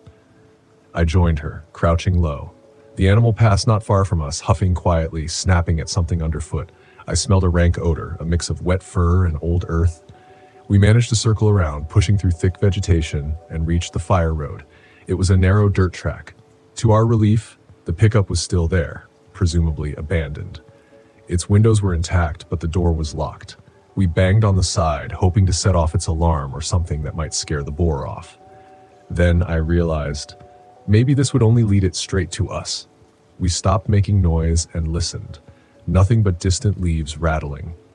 I tried the radio again. This time I got a faint reply. A deputy's voice said they were heading our way, maybe 15 minutes out. 15 minutes felt like an eternity. We scanned the tree line. Pam climbed onto the truck's hood, looking for movement. I stayed near the back, knife in hand, feeling ridiculous but desperate.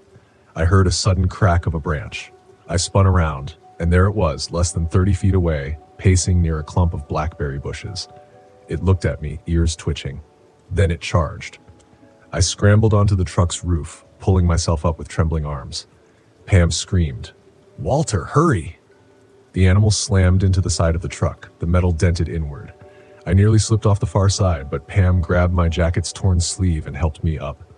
The boar rammed the truck again, snarling through its nostrils, eyes fixed on us. We kicked at the air, helpless. I pulled out my radio. "We need help now." Static, then faint acknowledgement. We spent what felt like an hour there, but it must have been minutes. The boar circled, tested the ground, backed up, and rammed the truck again. I felt the metal shudder. Pam kept muttering, "Stay away, damn it." I tried to keep my voice steady.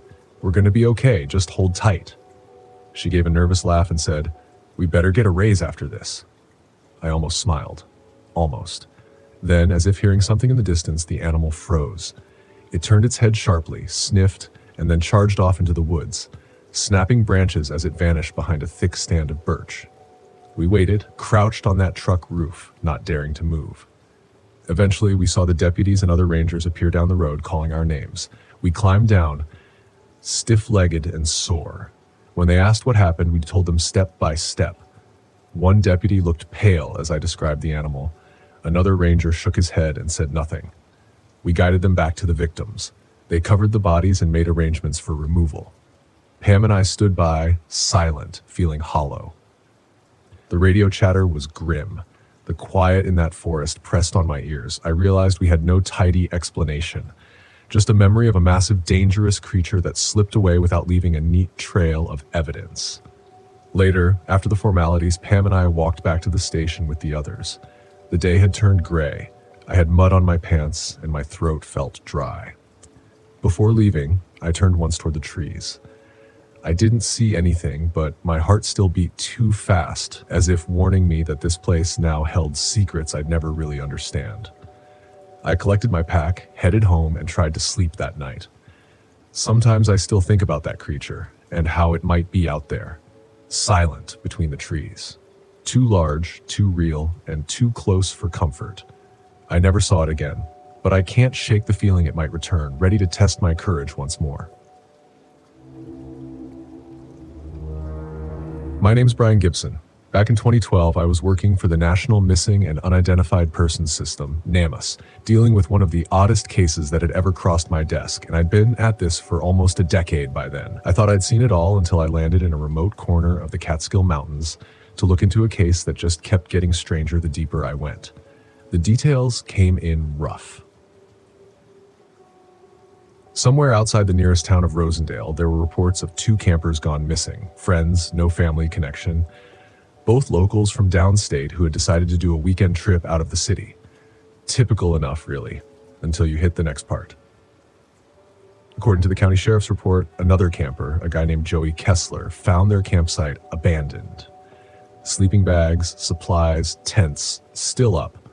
He claimed he'd heard something wrong out there, but nothing clear enough to explain what happened to those 2. The way he described it to the deputies sounded like your basic, they just took off situation, so they didn't dig too deep until he finally got pushy enough. Now, normally I'd handle cases like these from a distance. Paperwork, missing persons reports, coordinates for search teams. But something in the initial report bothered me. Joey had been pretty insistent that there was something wrong out there, something he couldn't quite explain. It was vague enough that I chalked it up to his imagination until he described the last thing he'd seen. Footprints. Deep, like someone had just stomped all over the campsite. And then he added, they weren't exactly human either. Curiosity got the better of me. A drive out there, 2 hours from the closest hotel, wasn't too much to ask for a first-hand look. Besides, after staring at paperwork for so long, you start to wonder if you've lost your edge.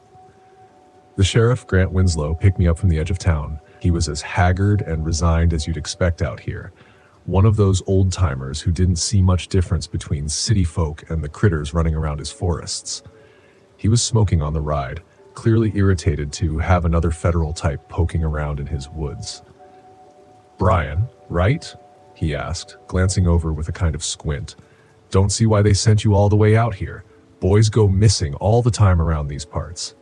"Maybe," I said, but Joey Kessler seemed pretty shaken up, don't you think? "Joey's always shaken up over something," Grant grunted, tossing his cigarette butt out the window. "But yeah, his story this time is a bit odd. So you do what you gotta do. But I tell you, once you set foot in that spot, you'll see there's nothing out of the ordinary. It's a forest. Forests are strange. People just don't belong here." I let the silence settle as we drove the next 30 minutes up into the hills, all the way to the start of a rough trail that would lead us to the campsite.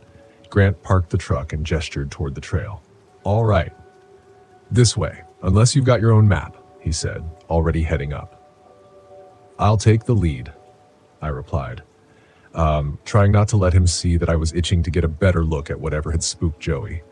I wasn't a fan of unexplainable things, but I'd come across enough bizarre scenes in my work to know when to trust my gut. And my gut was telling me there was more here than a standard missing persons case. The trail was quiet, almost unnervingly so. The usual chirps, rustles, even the sound of the wind seemed muffled. like the forest itself was holding its breath. Grant seemed to notice too, but he waved it off, grumbling about city types who didn't get how quiet real wilderness could be. I might have let it go if it wasn't for a smell that hit me halfway down the trail. It was faint but unmistakable, something rotten, pungent. I slowed, glancing around for any sign of wildlife or a carcass, but the area looked undisturbed. "Smell that?" I asked Grant, hoping he'd confirm it was just some dead animal. "Dead critter, probably," he muttered. "Let's keep moving. It'll pass." But it didn't pass. If anything, it got stronger as we approached the clearing. And then, after another 100 yards, we found the campsite. The first thing that struck me was how untouched it looked. It was like a frozen snapshot. Everything as it should have been, except for the absolute silence and a lingering chill that felt unnatural. The tent was up, the sleeping bags were inside, and their supplies were scattered around, but not in a way that suggested anyone had been in a hurry. And there, just outside the tent, were the footprints Joey had mentioned. They weren't just footprints. They were deep impressions, larger than any I'd ever seen.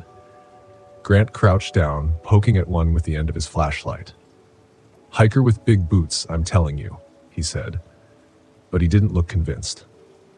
"Looks bigger than any boot I've seen," I replied, crouching next to him, feeling an unease that settled like lead in my gut. There was something unsettlingly precise about the prints, like whoever or whatever had made them had been deliberately pressing down, making sure they left a mark. We split up, circling the campsite. I found the tent flap partially open, and inside were the 2 sleeping bags. One zipped up, one open. A flashlight lay in the corner, still covered in mud. I clicked it on, half expecting it not to work, but it flickered weakly to life. It was covered in something sticky and dark. I stared, unwilling to jump to conclusions, but it was hard to ignore the possibility that it was blood. "Grant," I called out, keeping my voice steady. He came over, peering in. His face hardened. "I've seen enough of these things, Brian," he said, voice low. "Kids get themselves hurt out here, or worse. You play with the wild. It plays back." "Sure," I muttered, barely listening. I clicked the flashlight off and set it aside, then glanced over at the edge of the campsite where I noticed something strange. There was a small mound of sticks and stones, oddly deliberate, almost like a marker of some kind. It was the only thing that didn't fit the careless camper vibe, and I couldn't shake the feeling it was meant to be found. Kneeling down, I reached out, intending to brush the mound aside, but Grant grabbed my wrist. "Don't," he said, his grip surprisingly firm. "Look, whatever they were doing here, it's done now. No need to mess with it." I looked at him, surprised by his intensity, but I let it go. "You think they were just out here having fun and got lost?" I asked, feeling the absurdity of the suggestion. But Grant's face remained unreadable. He shrugged and muttered, "People come out here and sometimes they don't come back. Simple as that." Something about his tone sent a chill through me. This wasn't the first case like this he'd seen. Of that I was certain. We spent another hour scouring the campsite, finding only more bizarre details. 2 water bottles, both half empty, abandoned clothes, neatly folded but stashed under rocks, and a compass that didn't point north. By the time the sun began its descent, Grant was getting antsy, insisting we head back. But my gut told me I couldn't just leave. I didn't know what it was, but I felt like I was standing on the edge of something far darker than any routine missing persons case. "Stay back," I told him, my voice edged with a resolve I hadn't intended. He looked at me, puzzled, but stayed quiet as I took a few steps toward the mound. It felt like the temperature dropped. My breaths came out in visible puffs. Grant's face shifted. He was scared. I could tell. But I ignored him, reaching out to brush aside the sticks and stones. And then I found it. A crude symbol scratched into the ground beneath the mound. It was simple but unsettling. 2 interlocking circles with a slash through the center. I'd never seen anything like it, but it felt ancient, wrong. I snapped a photo, then turned to Grant. "Have you seen this before?" He shook his head, but there was a hesitation that told me he wasn't being honest. "What is it, Grant?" I demanded. "Just a symbol. Some of the locals think it's for protection," he said, voice low. He looked around as if expecting something to burst out of the trees. "Folks who know better avoid these spots." He turned, walking back toward the truck, muttering under his breath about cursed places and idiots tempting fate. I let him go, standing alone in the eerie quiet, staring at the mark. I couldn't shake the sense that I'd uncovered something I wasn't supposed to.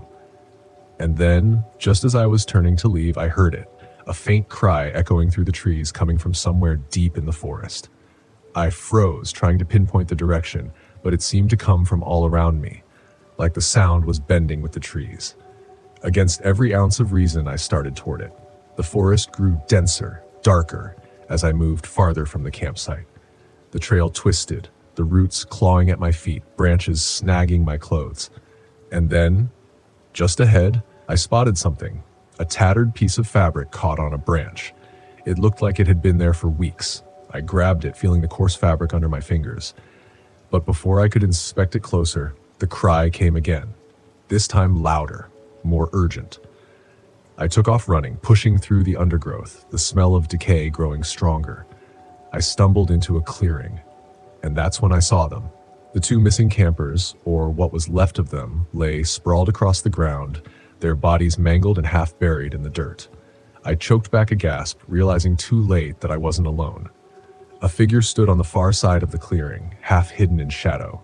Tall, gaunt, dressed in a makeshift robe pieced together from scraps of cloth. His face was obscured by a hood, but I could feel his gaze piercing through me, cold and calculating, looking for something. His voice was a rasp, low and cruel.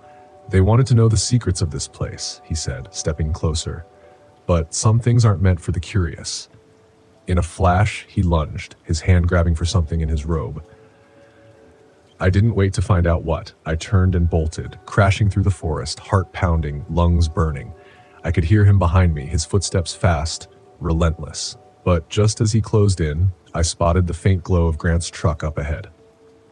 I stumbled out of the woods, practically throwing myself against the side of the vehicle, pounding on the door. Grant flung it open, eyes wide. "What the hell?" "Go. Go.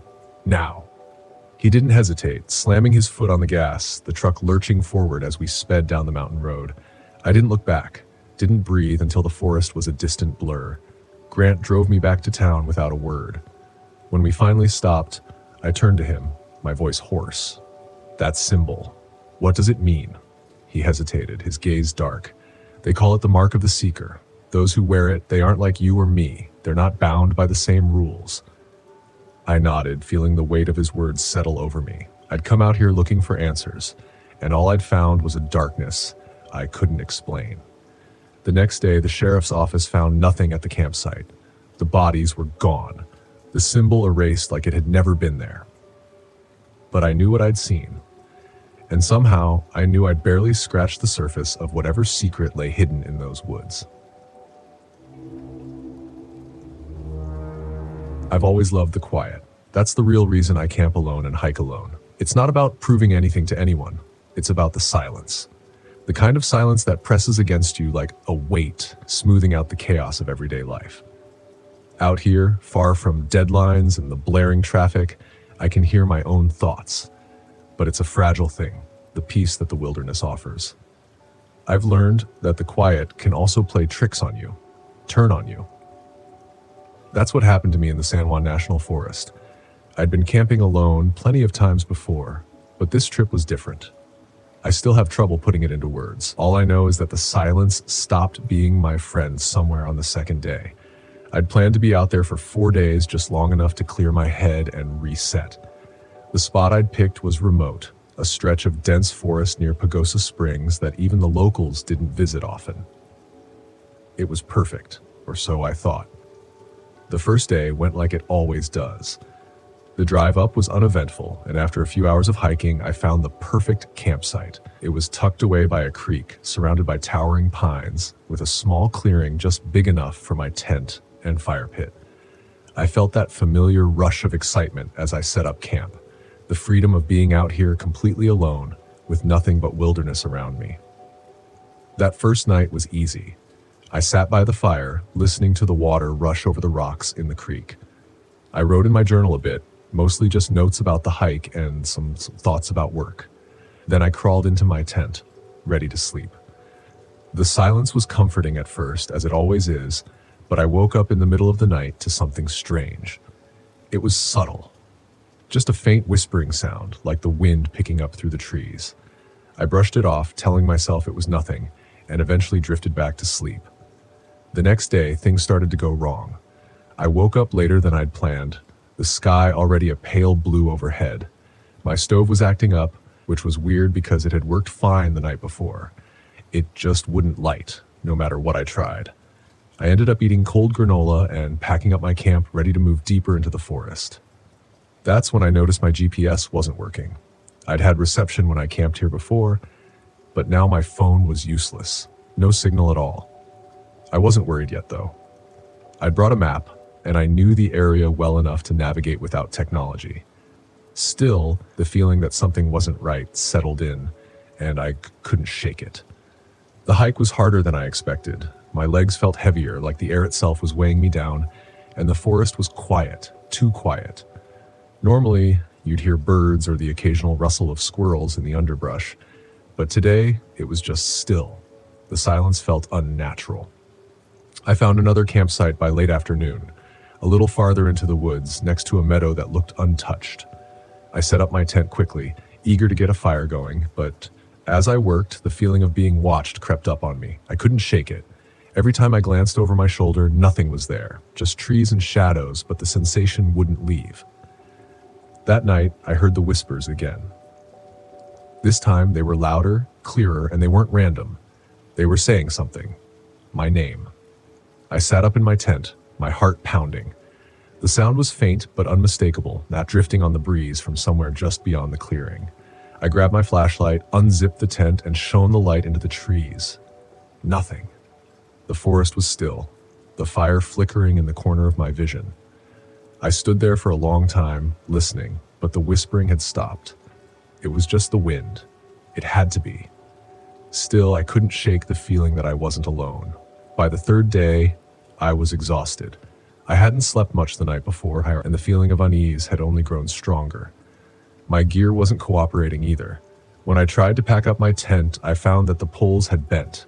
They were new, barely used, but somehow they were warped, like something had twisted them while I slept. It didn't make sense.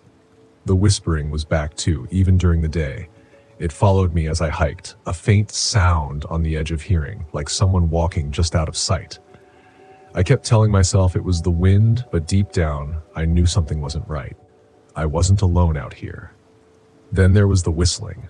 It started around midday, just after I'd set up my third camp. At first, I thought it was a bird, but the sound was too deliberate, too human.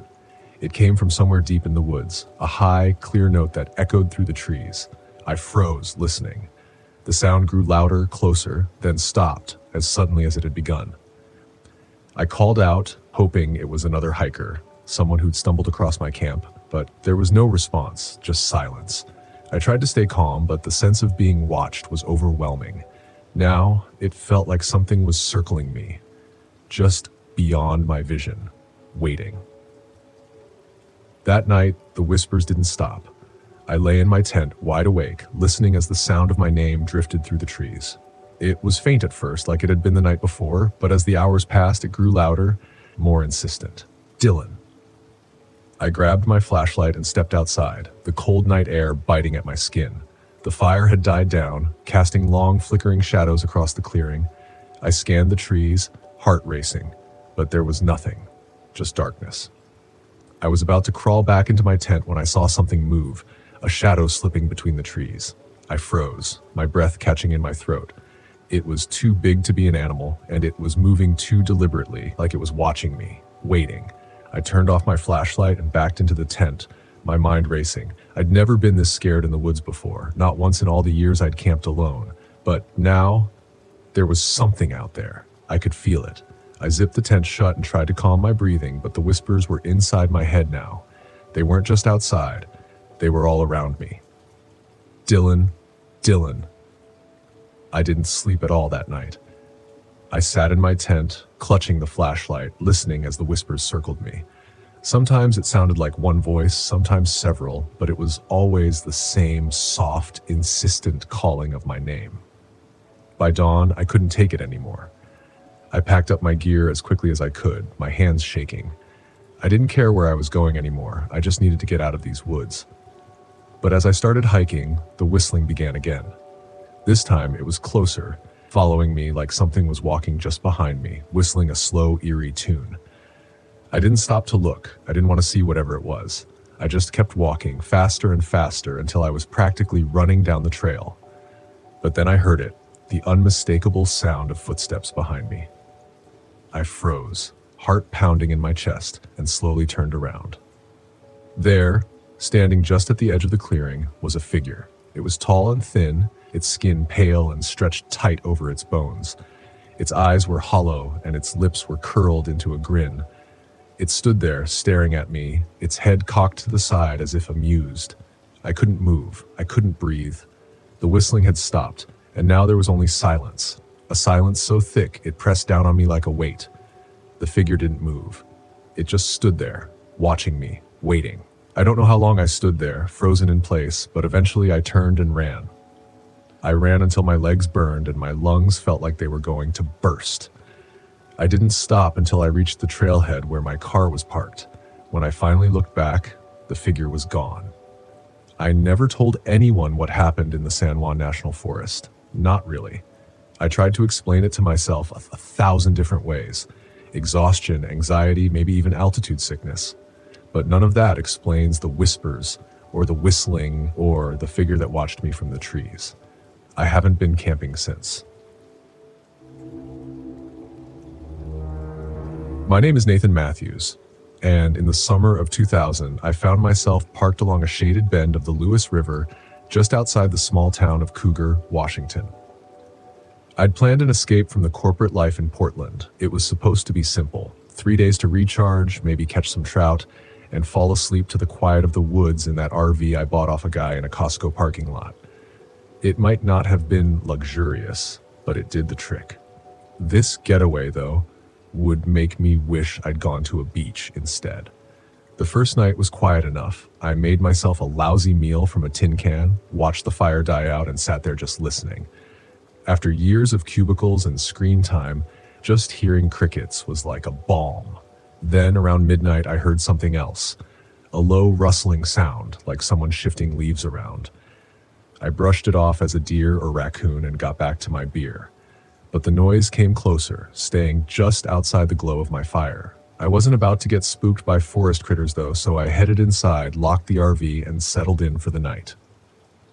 When morning came, things looked pretty normal, except for a strange pile of rocks stacked just outside my door. I'm not talking about little pebbles, but fist-sized stones arranged in a way that felt oddly deliberate. I laughed it off, figuring some teens thought they'd mess with the clueless city guy. I kicked the rocks aside and went fishing. But when I came back a few hours later, the pile was right back there, stacked even higher. I'm not one for superstitions, but that second pile of rocks unsettled me a bit. I half expected to see some local kids running out from the bushes laughing at their prank, but there was no one. I decided to leave it alone and chalked it up to a weird forest quirk or an overactive squirrel. By sunset, though, my nerves were on edge. I tried to ignore it, but every time I looked at the door, that pile seemed bigger in my mind. The second night started much like the first, except my stomach was tight with this gnawing sense of unease. I couldn't shake the feeling that I was being watched. After dinner, I put out the fire and decided to keep the lights low inside the RV, figuring that if anyone was messing with me, I'd get a chance to catch them by surprise. That's when I saw movement in the shadows by the riverbank, just a flicker of something shifting behind the trees. I cracked open the window, listening. Silence. But then came that same leaf rustling sound, only louder this time and heavier, like footsteps trying to stay hidden. I cursed myself for not bringing anything stronger than a Swiss Army knife. I'd been too confident, or maybe just too naive, to think I'd need real protection out here. About an hour passed in tense quiet, my eyes darting between the window and the shadows outside. Then, just when I thought I was losing it, I saw him. A figure, tall, gaunt, dressed in a grimy jacket and holding something that looked like an axe. He moved slowly as if he knew exactly how to stay hidden, but wanted to make sure I'd seen him, just enough to keep me guessing. I wasn't about to play his game. I grabbed keys, planning to crank up the RV and get the hell out of there. But when I reached the driver's seat, I noticed the tires. Both front tires had been slashed. My heart pounded as I forced myself to think. He was out there, and he'd clearly planned this. I decided to turn all the lights off, lock the doors, and sit low, hoping he'd get bored and leave. The minutes crawled by, and I could hear him pacing around, his heavy boots crunching against the gravel just outside. At one point, he stopped, and I heard a soft tapping on the window, like he was checking if I was inside. And then he started laughing. A low, guttural chuckle that sent a chill through me. The laugh was calm, like he knew he had all the time in the world and nowhere else to be. I was a city guy in an RV with slashed tires, miles from anyone who would hear me scream. I'd never felt so exposed, so helpless. Hours passed. At some point, the tapping and pacing stopped, but I was too scared to check outside. I must have drifted off because the next thing I knew, dawn was filtering through the thin RV curtains, casting a weak light on the chaos around me. My camp chairs were overturned, my fishing rod bent and snapped in two. There was mud smeared in thick lines across the windows, like he'd dragged his hands all over them, leaving these thick, dark smudges. I felt a wave of nausea hit me, but I steeled myself and opened the door. The rocks were there again, stacked up to chest height this time, right in front of the RV. But now they had something resting on top of them. A rusty old hatchet with dark stains on the blade. The sight of it made my stomach churn. Whoever he was, he wanted me to know he wasn't just playing around anymore. I stumbled back into the RV, my mind racing. I had to get out of there, even if it meant trekking through the woods to find help. I grabbed a backpack, loaded it with water, a map, and the Swiss Army knife, and took one last look outside. The morning was still and eerily quiet, like the forest itself was holding its breath. As I stepped out, something caught my eye. A scrap of cloth snagged on a nearby branch. It looked like a piece of that filthy jacket the man had been wearing. I didn't want to follow the trail, but it was the only lead I had. So I steeled myself and headed in that direction. The path twisted and wound deeper into the woods, and I could feel the air grow colder, the trees pressing in on all sides. After what felt like hours, I came upon a clearing with an old, dilapidated shack. The door was slightly ajar, and a rancid smell seeped out, filling the clearing with a sickly stench that made me gag. Against my better judgment, I stepped closer, heart pounding, every nerve screaming at me to turn back. But there was something inside, a figure barely visible in the gloom. It was him, sitting on a rickety chair, cradling something in his lap, a cracked, worn journal. He didn't move, didn't look up, just kept flipping through the pages, muttering under his breath. I took a step back, but something crunched under my foot, a broken bone, splintered and scattered across the floor. My eyes adjusted and I saw them, rows and rows of bones, arranged in patterns around the room like some kind of macabre decoration. My heart hammered as he looked up, his eyes dark, cold, and utterly devoid of life. He stood, holding that rusted hatchet. My instincts kicked in, and I bolted. I didn't stop, didn't look back. Branches whipped at my face and rocks tore at my shoes, but I kept running, fueled by sheer terror. When I finally burst through the trees back to my RV, I didn't waste a second. I threw the backpack inside, climbed in, and locked every door and window I could. That hatchet was gone from the pile of rocks, and I didn't dare think about what he'd intended with it. As I sat there trying to calm my breathing, I caught sight of a small scrap of paper wedged under my windshield wiper. With trembling hands, I opened the door and grabbed it. The note was scrawled in a barely legible hand. "This isn't over." I'd later find out from a local ranger that a man fitting his description had a record, a twisted history of stalking and tormenting campers in the area, using those rocks and bones as markers, warning signs. They'd tried catching him before, but he was always one step ahead.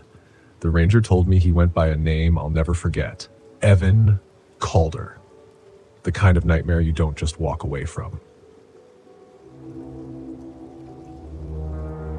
My name is Mary Bryant. I'm 33 years old, and this happened last October in Blackwater Falls State Park, West Virginia. I had just landed my first solo freelance assignment, a travel feature for an outdoor magazine. It was my chance to prove to myself and maybe to a few others that I could thrive on my own after leaving a toxic relationship. I didn't expect the park's breathtaking beauty to be marred by whispers of the past, or that those whispers would grow louder with each passing night. When I first arrived, the park was everything I'd hoped for. My RV fit snugly into a secluded campsite overlooking the gorge, the roar of the falls constant in the distance. Blackwater Falls was a photographer's dream. Cascading water, mist rising through the gorge, and vibrant autumn foliage painted in fiery reds and oranges. The first day was perfect. I hiked, shot hundreds of photos, and scribbled notes about the trails and wildlife. The peace and quiet were a balm, exactly what I needed after months of turmoil. That evening, I sat by the fire, sipping tea and scrolling through my shots. That's when I saw it for the first time. At the edge of one frame, a figure stood between two trees. It was a man, his clothes ragged and his face shattered. I frowned, zooming in, but the details remained blurred. I didn't remember seeing anyone during my hike, and the figure hadn't appeared in any other photos. I shook it off as an optical illusion, probably a trick of light and shadows, and went to bed. But I couldn't shake the feeling that I wasn't alone. The second day brought strange encounters. I started the morning by stopping at the visitor center, hoping to get some local insight. The woman behind the counter, Maggie, was friendly, but seemed to be watching me too closely. She eyed my camera gear and smiled knowingly. "Planning to photograph the falls?" she asked. "That's the idea," I replied. Maggie hesitated, her smile faltering. "Be careful around the falls, especially near dusk. The dead don't like company." I blinked, caught off guard. "Excuse me?" Before I could ask more, she turned to help another guest, leaving me with a vague unease. Later on a trail to the falls, I ran into Gary, a park ranger. He was a tall, broad-shouldered man with a weathered face and a genial demeanor. As he gave me a quick overview of the park's history, I brought up Maggie's warning. He chuckled. "Oh, that's just local folklore. Back in the Civil War, there was a Confederate soldier who hid out in the gorge. They say he deserted his regiment and was hunted down near the falls. Some folks claim his spirit never left, but I've worked here for years and never seen a thing." I tried to laugh with him, but his words stayed with me. That evening, the first real sign of something unnatural occurred. I set up my tripod near the falls, hoping to capture the golden hour light. As I framed the shot, my breath caught. The air around me had turned frigid, my breath fogging in front of me despite the mild weather. My camera refused to focus, the lens shuddering as if something was blocking it. And then, faint but unmistakable, I heard whispers. I spun around, expecting to see other hikers, but I was alone. The whispers grew louder, overlapping and indecipherable, like a crowd speaking just out of earshot.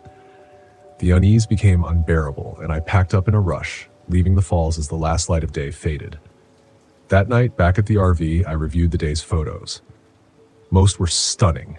The falls bathed in warm golden light, but in 3 of them, the figure from the previous day appeared again. This time he was closer, standing at the edge of the water. His face was clearer now, pale, gaunt, with dark hollows where his eyes should have been. And in the last photo, he was staring directly at the camera. I slammed my laptop shut and locked the RV door. The next morning, I debated cutting the trip short, but a part of me couldn't let it go. I'd always prided myself on being rational, and I wasn't going to let a few strange occurrences ruin my assignment. While hiking near the falls, I noticed an overgrown side trail. Curiosity tugged at me, and I followed it, ducking beneath low-hanging branches. It led to a clearing where the air felt heavier, almost oppressive. In the center of the clearing was a patch of disturbed earth, as though something had been buried there long ago. Nearby, I found an object half buried in the dirt, a weathered leather journal. The pages were brittle but legible. Written in a looping, old-fashioned script, the entries told the story of a Confederate soldier who had deserted his regiment and fled into the gorge. His words were filled with fear and desperation. "The nights grow colder and I hear them coming. I cannot outrun my fate," the last entry read. "They will find me tonight. I will not see another sunrise." I closed the journal, my hands trembling. That evening, as the sun dipped below the horizon, the oppressive feeling returned. The RV's lights flickered, and shadows danced across the walls, moving in ways that didn't match the firelight outside. And then I saw him. The soldier stood at the edge of the clearing, just beyond the firelight. He didn't move, didn't blink, but his hollow eyes locked onto mine. My chest tightened with fear as I realized he wasn't alone. Shadows emerged from the trees, darker and more twisted. Their forms writhing like smoke, they whispered accusations, voices overlapping in a cacophony. Traitor. Coward. You will not leave. Panicking, I grabbed the journal and held it up. Is this what you want? I shouted. The soldier's expression shifted, sadness, perhaps gratitude, and he gestured toward the disturbed earth I'd seen earlier. I understood. Clutching the journal, I ran back to the clearing. The shadows followed, their whispers growing louder, more insistent. My hands shook as I placed the journal on the grave and whispered a quiet prayer for peace. The air around me grew still. The shadows stopped, their forms dissolving into the night. The soldier lingered for a moment longer, his hollow eyes softening, before fading into the mist. By morning, the oppressive feeling had lifted. The forest seemed brighter, the air lighter, and for the first time in days, I felt safe. Before leaving, I stopped at the visitor center to return the journal. Maggie was there, her knowing smile greeting me. You helped him, didn't you? She asked, her voice soft. I nodded, unsure how to respond. She reached out, patting my hand. He's free now. You did a good thing. As I drove away from Blackwater Falls, I realized the experience had changed me. I didn't have all the answers, but I no longer felt the weight of doubt and fear that had followed me into the park. Sometimes the past lingers in ways we can't explain, and sometimes all it takes to move forward is to lay it to rest. My name's Richard Jones, and back in 2008, I decided to take a solo RV trip through the rough back roads of Oregon's Zoco National Forest. I was itching for an adventure, something to remind me I was alive. I'll admit I hadn't exactly lived life on the wild side, but I was always game for a challenge. I was the kind of guy who considered fixing my own coffee machine a risk worth bragging about. Still, something about the wilderness called to me in a way that suburbia just didn't. This trip was supposed to be a simple escape from city noise and cell service, with no company but the trees, my thoughts, and a paperback I had been trying to finish for over a year. I was barely 2 hours into the journey when I hit the first snag, a flat tire. It was irritating, but I had a spare, so I got to work and managed to fix it without too much cussing. The real trouble came about an hour later when I pulled into a secluded spot to set up camp, only to find it wasn't as empty as I had expected. There was a rusty old RV parked on the other side of the clearing, barely visible behind a stand of trees. A man was sitting on a folding chair outside, skin dark from years in the sun, wiry frame hidden under layers of tattered clothes. He looked like he'd been there for days, maybe weeks. I gave him a quick nod, trying not to stare, but I couldn't help noticing the half smirk on his face, like he'd been waiting for someone. I set up my RV, making sure to put a solid distance between us. I'd run into plenty of odd characters on past trips, but something about this guy unsettled me. Maybe it was the way he didn't look away, or the fact that he didn't seem to have any gear around him. No food, no water, nothing but that chair in his RV. As the evening stretched on, I tried to distract myself with my book, but I kept glancing out the window, half expecting to see him standing right there. Around dusk, I heard footsteps outside, followed by a knock on my door. I peered through the window and saw him standing there, hand raised as if he'd been about to knock again. Against my better judgment, I opened the door a crack and asked if he needed anything. He tilted his head, eyes glinting in the fading light, and said in a voice rough as gravel, "Just thought you might want some company out here. It's lonely, you know." His words sounded casual, but there was something off about his tone, too friendly, too insistent. I mumbled something about having plans for the night and shut the door, locking it twice for good measure. Through the window, I watched as he shrugged and strolled back to his own RV, whistling a tune I couldn't quite place. The evening passed slowly, and every so often I heard faint sounds from his direction, a scrape, a muffled laugh, a quiet murmur that could have been a conversation. But when I looked out, there was no one else. By midnight, I was on edge, but exhaustion eventually pulled me under, and I fell asleep. I woke to a loud bang that rattled the whole RV. For a moment, I thought I was dreaming, but the banging continued, coming from the back of my vehicle. I scrambled out of bed, heart pounding, and peered through the back window. He was there, standing so close his breath fogged the glass, his face twisted in an expression that looked like a mix of anger and delight. "Let me in," he hissed, voice barely audible but sharp enough to slice through my panic. I grabbed the only weapon I had, a rusted crowbar I kept for emergencies, and held it tight, willing myself to stay calm. When he didn't get an answer, he started circling the RV, tapping his knuckles along the walls as if searching for a weak spot. My mind raced, running through every possible escape plan, but each one ended the same way, with him finding a way inside. I was trapped, and he knew it. After what felt like hours, he stopped and muttered something under his breath, loud enough for me to hear one word: tomorrow. Then he walked back to his RV, leaving me in a silence so thick I could barely breathe. I stayed awake the rest of the night, gripping the crowbar like it was my lifeline. The next morning I packed up and prepared to leave as fast as I could. But just as I was about to start the engine, I glanced in the mirror and saw him standing there, blocking the road with his arms crossed. I was in no mood to play games, so I honked the horn, hoping he'd take the hint and move. Instead, he walked over to my window, that same smirk on his face. "Going somewhere?" he asked, voice dripping with mock innocence. I told him I had an emergency back home, something that required me to leave immediately. He just chuckled, shaking his head slowly. "You're not going anywhere," he whispered so low I almost didn't catch it. "This place has a way of keeping people." I clenched the wheel, resisting the urge to slam the gas and plow through him, but his gaze pinned me in place, as if he knew I didn't have the nerve. I don't know what possessed me to try reasoning with him, but I found myself saying, "Look, I don't want any trouble. I just came here to relax."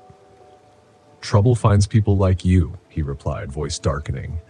"City folk always thinking they're safe behind locks and fences. Out here, none of that means anything."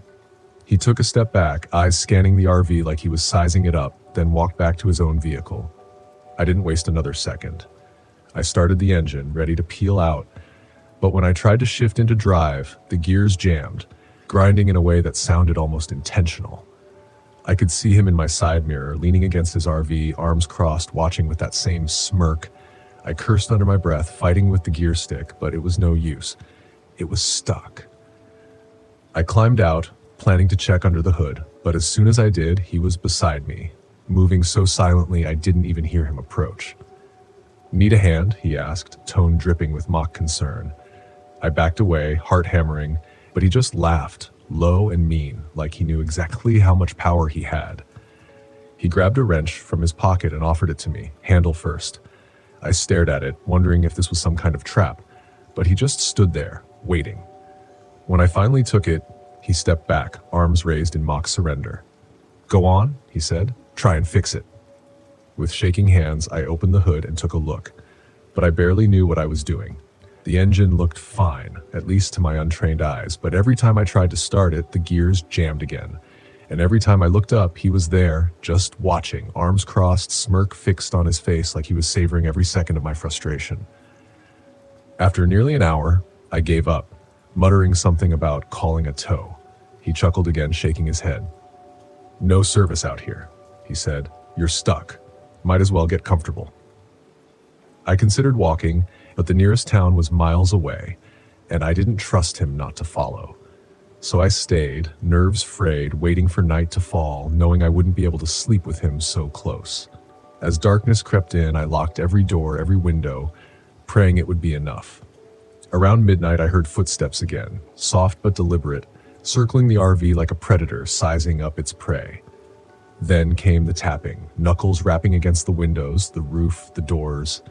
I gripped the crowbar, sweat slicking my palms, heart pounding so hard I thought it would burst. The tapping stopped, replaced by a low, almost guttural laugh, and then his voice, muffled but unmistakable. "Come on out, city boy. Let's see what you're made of." I held my breath, willing him to leave, but the silence that followed felt even worse. Minutes stretched into hours, and still he lingered, pacing outside, muttering to himself. At some point, exhaustion claimed me, and I slipped into a fitful sleep. I woke to the smell of smoke. Panicking, I scrambled out of bed and saw flames licking at the back of my RV. I grabbed the fire extinguisher and managed to put it out before it spread, but my heart sank when I realized it had been set intentionally. A small bundle of sticks and rags lay at the base, charred and smoking. A crude attempt at arson. The man was nowhere in sight, but I knew he hadn't gone far. I packed up what little I could carry, deciding then and there to abandon the RV and hike back to civilization. I'd barely made it a mile when I heard footsteps behind me, quick and heavy, gaining fast. I turned, crowbar raised, and saw him there, eyes gleaming with something between anger and glee. He lunged, and we grappled, my grip slipping as he pushed me to the ground. Desperation lent me strength, and I swung the crowbar, catching him in the leg. He stumbled, cursing, but before he could recover, I bolted. The forest seemed endless, trees blurring together as I ran, heart hammering, lungs burning. I could hear him crashing through the underbrush behind me, his voice taunting, mocking, daring me to keep running. Somehow, I made it to the edge of the forest where a patrol truck was parked. The ranger inside took one look at me, bloodied, breathless, and didn't ask questions. He radioed for backup, and within minutes, the area was swarming with officers. They found the man near my RV, muttering to himself, hands stained with dirt and ash. Turns out he'd been squatting in the forest for years, attacking anyone who wandered too close. As they hauled him away, he looked at me, eyes full of that same twisted delight, and whispered, "This place doesn't like strangers." The ranger told me later they found remnants of old campsites littered with bones, tools, and even a few wallets. Apparently, I hadn't been his first target, just the first to escape. After a long silence, the ranger asked if I wanted to keep any of the belongings they'd found scattered around. I told him I'd pass. My name is Mark Norman, and it all took place back in 1989 on the Gila River Indian Reservation in Arizona when I was 23 and living in a battered trailer not far from the Tribal Education Center, trying to piece my life together after dropping out of trade school and feeling about as confident in my future as a three-legged coyote stumbling across the desert. I remember that morning clearly because I woke up nursing a mild hangover after an evening spent laughing at my own expense with my cousin Tai over cheap beers. Apparently, I'm quite good at telling jokes about my terrible sense of direction and my inability to keep my truck's engine running for more than a week without something rattling loose. I stepped outside and the early light settled on the pale dirt, cracked and dry. The cottonwood trees scattered along the riverbank stretched thin branches over shallow, slow-moving water. A group of children played a half-hearted game of tag 100 yards away, their laughter drifting by, small and harmless. By the time I reached the old wooden bench where I usually sipped my instant coffee, I noticed our neighbor Asa walking toward me, looking uneasy and pale as if he had swallowed a hornet. Asa, a short man with long graying braids, slowed down as he approached. He tried to speak, but his voice came out in a faint whisper. He cleared his throat and tried again. "Mackay, we've got a problem near the old ranger shed."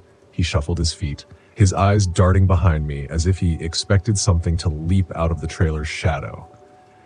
I joked that if this was about my truck parts going missing again, I'd probably just blame my mechanical incompetence. He didn't even smirk. I set my coffee down, feeling a knot tighten in my stomach.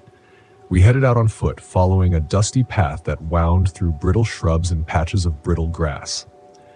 About 20 minutes in, Asa pointed toward a shape on the ground.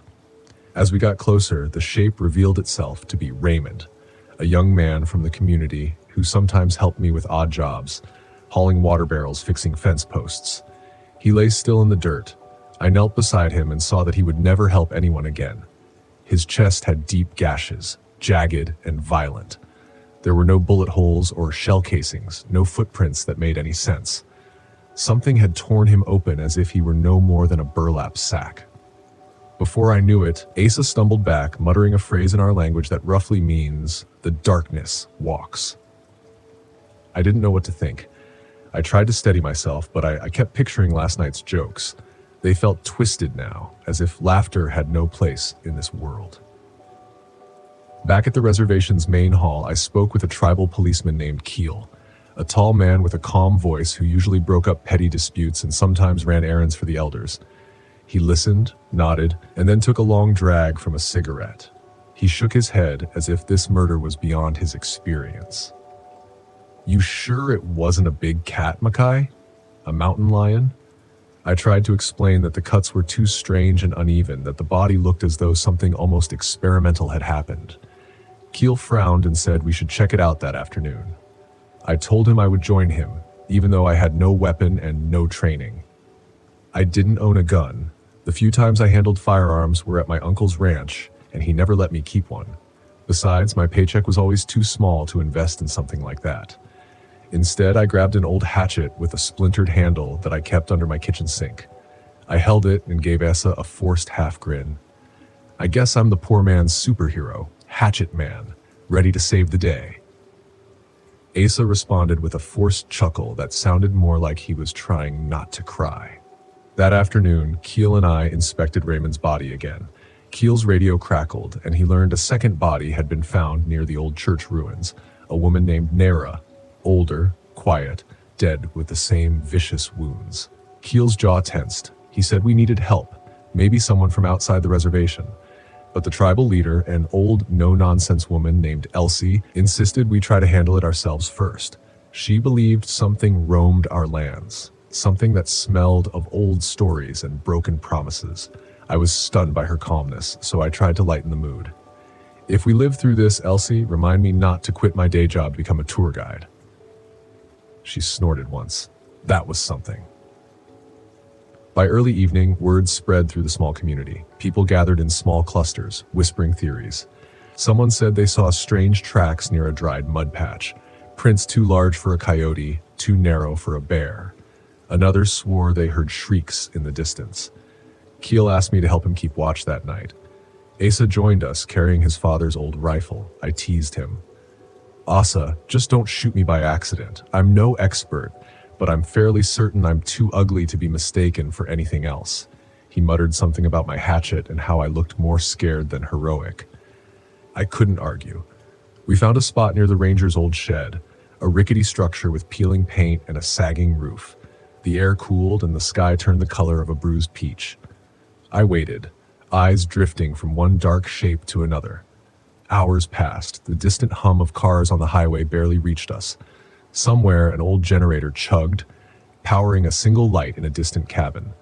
I tried to keep my mind busy.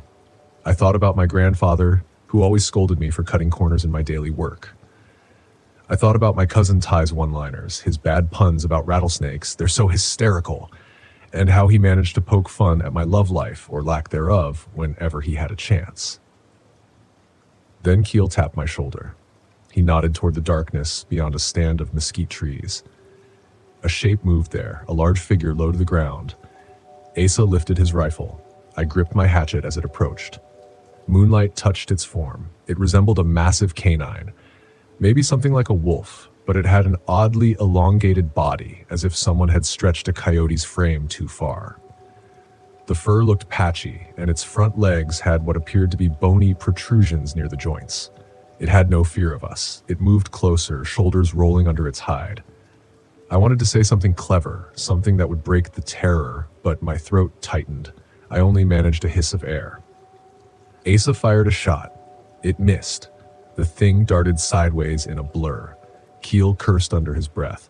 I tried to circle around, my boots kicking up dust. The creature moved so fast I barely saw it. Then I heard Asa cry out. I turned and saw him on the ground, bleeding from the shoulder, his rifle flung aside. The beast struck again, jaws snapping like a trap. The sound reminded me of someone violently cracking a bone. I raised my hatchet and rushed forward, shouting nonsense as if my voice could scare it. The beast pivoted, and I caught a glimpse of its face, like a fox but warped. Its eyes reflected no kindness. Its teeth looked like they could shred metal. Keel tried to tackle it, failing miserably. The creature leaped over him, landing with a thud. I swung my hatchet in a desperate arc. It slammed into the creature's flank. The blade didn't sink deep enough. The creature snarled and struck Keel's leg, dragging him several feet before I managed another strike. This time I aimed at the neck area, hacking wildly. I felt hot liquid splash my face. It smelled foul, like rotten meat. The creature released Keel and staggered, but didn't run. Instead, it tried to snap at me. I backpedaled, nearly tripping over Asa's rifle. Asa groaned, struggling to stand. I kicked the rifle toward him. He snatched it and fired 2 shots. One must have hit the creature because it screamed in a shrill, unnatural tone, then lowered its head and came at me again. I swung the hatchet, connecting with its jaw. Cracking bone, a terrible shudder ran through it. It backed away, then lunged sideways at Asa, who fired again at close range. The bullet took a chunk of fur and flesh from its side. Now it looked injured and uncertain. I yelled something ridiculous. I hope you're not here to sell life insurance. A shaky, useless joke, but it steadied my nerves for one critical second. I stepped forward, hatchet raised, and struck the creature's skull with everything I had. The handle broke in my hand. The creature collapsed, twitching, then fell still. We waited, panting. I knelt beside Keel, who bled from his leg. Asa clutched his shoulder. We needed help soon. A few others arrived, drawn by the gunshots. They found us around the carcass. Elsie came, her face grim but relieved to see us alive. I half expected someone to crack a joke about my broken hatchet, or ask if we'd set a new record for worst teamwork in a fight, but no one did. Instead, Elsie looked at the dead creature and muttered a prayer. She asked what it looked like. I described it like a coyote stretched too thin, warped into something worse. She nodded as if she had expected something terrible. Keel and Asa were carried to a makeshift infirmary. I limped back to my trailer, my hands shaking. I washed my face and tried to calm my racing heart. Early the next morning, a small group gathered to examine the body. It definitely wasn't a normal animal. It had no tags, no signs of disease that they recognized, just twisted flesh and bone. The tribe's leaders decided to burn it, to let no one else see it.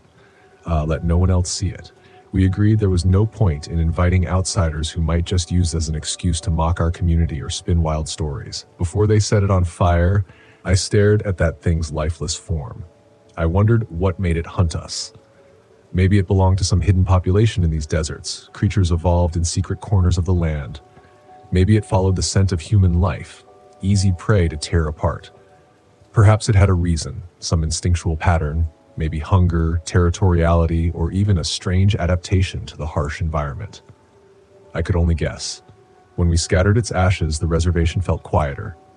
Asa recovered, sporting a bandaged shoulder and cursing his bad luck. Keel ended up with a limp, but he laughed when I said I was as reliable as a broken carburetor. People asked fewer questions than I expected. We shared a sense that we had confronted something beyond ordinary explanation. Life went on. I went back to tinkering with my truck, telling self-deprecating jokes about how I survived a fight with an ugly beast, but still couldn't fix a radiator. The community healed in its own way, though no one forgot what happened. By sunset, I sat again outside my trailer, sipping terrible coffee, remembering that shrill cry and the unnatural shape of that creature. I thought of how it attacked without fear, how it killed without hesitation. Maybe it was driven by instincts we couldn't imagine, guided by hunger or pain or something else entirely. Maybe it had been forced out of its hidden den by scarcity and desperation. I would never know for sure, but I knew this. We fought back, we endured, and we kept our small world intact. My grandfather would have called that a kind of success. As I sat there, I felt no laughter ready on my tongue, no immediate joke to tell. But I did feel something else, an odd sense of calm, a certainty that my place here, uncertain as it might be, was still worth defending. The mist rolled in quicker than I'd expected, but I didn't mind. I loved the fog, loved the way it muted everything, softened the edges of the world, made it all feel a little more mysterious. It was perfect for my project. Whispers of the Wild was going to be my best work yet. I could feel it after everything I'd been through in the past year. Hell, in the past month. This was the reset I needed. Just me, my camera, and the Smoky Mountains. No one to answer to, no one to lean on, just the way I liked it. I hefted my backpack higher on my shoulders and adjusted my camera strap. The trail was rough, more overgrown than I'd expected, but that was part of the draw. The more remote the location, the better the shot. No tourists ruining the landscape with their neon jackets or loud conversations, just untouched wilderness. But untouched wilderness had its downsides. My camera had been acting up since I'd arrived. I'd missed some great shots because of it. Fog rolling over the peaks, a hawk perched on a branch just feet away. But I told myself I didn't care. This trip wasn't about getting everything right. It was about getting away. I paused to catch my breath and set the camera down on a fallen log. The lens fogged up almost instantly in the damp air, and when I wiped it off with the corner of my jacket, I realized I'd smeared dirt across it. Typical. "Come on," I muttered, digging into my bag for a lens cloth. As I crouched there, rubbing at the stubborn streak of mud, I heard it, a soft, rhythmic tapping. At first, I thought it was a woodpecker. There were plenty of them around these parts, but it didn't sound right. Too slow, too steady. Tap, pause, tap, pause. I looked up, but the fog was thickening, swallowing the trees just a few yards ahead of me. The tapping stopped. I told myself it was just a branch knocking against a tree in the wind. I wasn't scared of being out here alone. In fact, I preferred it. No one to distract me, no one to get in my head. Still, the silence that followed felt too quiet, like something was waiting. I shoved the lens cloth back into my pack and stood up, forcing myself to move on. I had a campsite to reach before dark, and I wasn't about to get spooked by a weird noise, at least not this early in the trip. The fog never really lifted by the time I reached the clearing where I planned to camp. It was so thick I could barely see 10 feet in any direction. I set up my tent quickly, more out of habit than anything else, though I couldn't shake the feeling of eyes on me. I wasn't sure why. There was no one around, no animals scurrying through the underbrush, not even a bird call to break the stillness. I figured a good night's sleep would shake off the nerves. I was just tired. The last few months had been brutal, breaking up with Paul, the constant fights before it, the way he made me feel like I couldn't do anything right. This trip was supposed to be my way of proving him wrong, proving to myself that I didn't need him, that I didn't need anyone. But the anxiety crept up on me anyway, a tight knot in my chest as I lay in my sleeping bag, staring up at the ceiling of my tent. Then there was that tapping again, faint and far off. I tried to tell myself it didn't matter, just the wind, just the forest. But then it stopped abruptly, like someone had flipped a switch, and I heard something else, something worse. A whisper. It was so faint I could barely make it out, but it was there, threading through the fog outside. It didn't sound like words, not exactly, but it was too rhythmic to be winning, too deliberate. I sat up, listening hard, my heart racing. Nothing. I grabbed my flashlight, clicked it on, and aimed it through the thin walls of the tent. Just mist and shadows. The whispering stopped, but the silence that followed felt alive, thick with something I couldn't name. I switched off the light, telling myself I was just being paranoid, but deep down I knew something wasn't right. The next morning, I packed up quickly. I wasn't scared, I told myself. I just wanted to get moving. The fog had lifted slightly, but the forest felt wrong somehow, like it was holding its breath. I didn't like it. I wanted to get to higher ground, get some better shots, and move on. By midday, I'd made it to a rocky ridge that overlooked a valley. It was beautiful, exactly the kind of shot I'd come for. The fog clung to the trees below, creating a sea of white with the mountain peaks poking through like islands. I snapped a few photos, trying to ignore the gnawing feeling in my gut. When I reviewed the pictures on my camera, my breath caught in my throat. There were figures in the fog. At first, I thought it was a trick of the light, just shadows cast by the trees. But the more I zoomed in, the clearer they became. Tall, thin shapes, barely visible but definitely there. Human or something like it. Standing motionless among the trees, watching me. I whipped my head around, scanning the valley below. There was no one, just mist and trees. But in the photos, the figures were there. I lowered the camera, heart pounding. I hadn't imagined it. I couldn't have, and yet the air around me felt suddenly cold.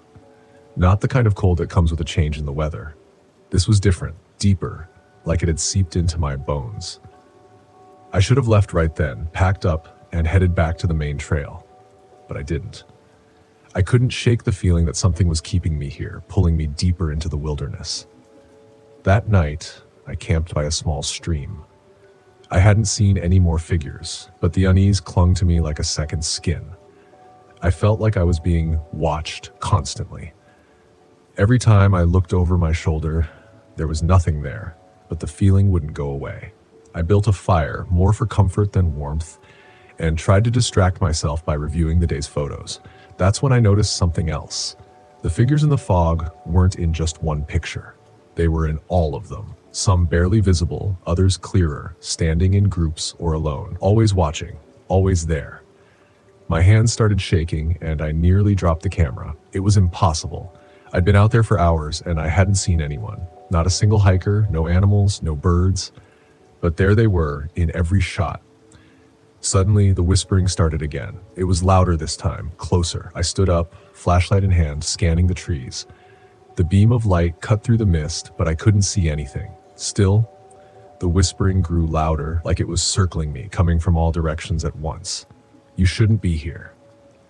That's what it sounded like, a woman's voice, soft but firm, blending with the rustling leaves and flowing water. It wasn't clear, not exactly, but the meaning was clear. I wasn't welcome. I swallowed hard, my heart pounding in my chest, and backed toward the tent. The whispering followed me, growing sharper, angrier. My flashlight flickered, and for a brief second, I saw her. She stood at the edge of the trees, tall and thin, dressed in old, ragged clothes. Her face was pale, hollow-eyed, and filled with sorrow. She didn't move. She just stood there, watching me with an intensity that made my skin crawl. Then, just as quickly as she appeared, she was gone. The flashlight flickered back to life, and the whispering stopped. I didn't sleep that night. By the time dawn broke, I knew I had to leave. This wasn't some trick of the mind. No matter how much I'd tried to rationalize it, there was something in these woods, something angry, and I had trespassed. I packed up my gear in record time and set off toward the trailhead. But the forest seemed different now, like the trees were closing in on me. The path I'd taken to get here was gone, swallowed by the fog.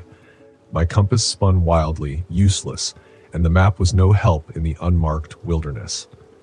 Panic gnawed at my insides as I stumbled through the underbrush, trying to keep my bearings. But the more I walked, the more lost I became. And all the while I could feel her watching, waiting. The whispering started again as I crossed a small clearing, louder this time, angrier. I dropped my pack, desperate, and spun around. There she was, standing in the mist, her eyes locked on mine. I fell to my knees, breath coming in ragged gasps. "I'm sorry," I whispered, though my voice was barely audible over the growing wind. "I didn't mean to." Her expression softened just slightly, and for the first time, I felt something other than fear. She wasn't just angry, she was in pain. "I'm sorry," I repeated, louder this time. "I shouldn't be here. I didn't know." The wind died down, the whispering faded, and slowly the figure in the mist began to dissolve, melting back into the fog. I sat there for what felt like hours, heart racing, too afraid to move. But she was gone. The air felt lighter, the forest less oppressive. When I finally stood, I saw it. Small, barely visible in the fog, a stone, hidden among the trees. A grave, long forgotten, buried deep in the wilderness. I didn't touch it. I didn't even get close. I just stood there for a moment, paying my respects to the spirit I'd disturbed. Then, without looking back, I turned and walked away. I made it out of the Smokies that day, but the images, the figures in the fog, the woman's sorrowful eyes, followed me. I never published the photos from that trip. Some things I realized weren't meant to be captured. Some things were meant to be left alone.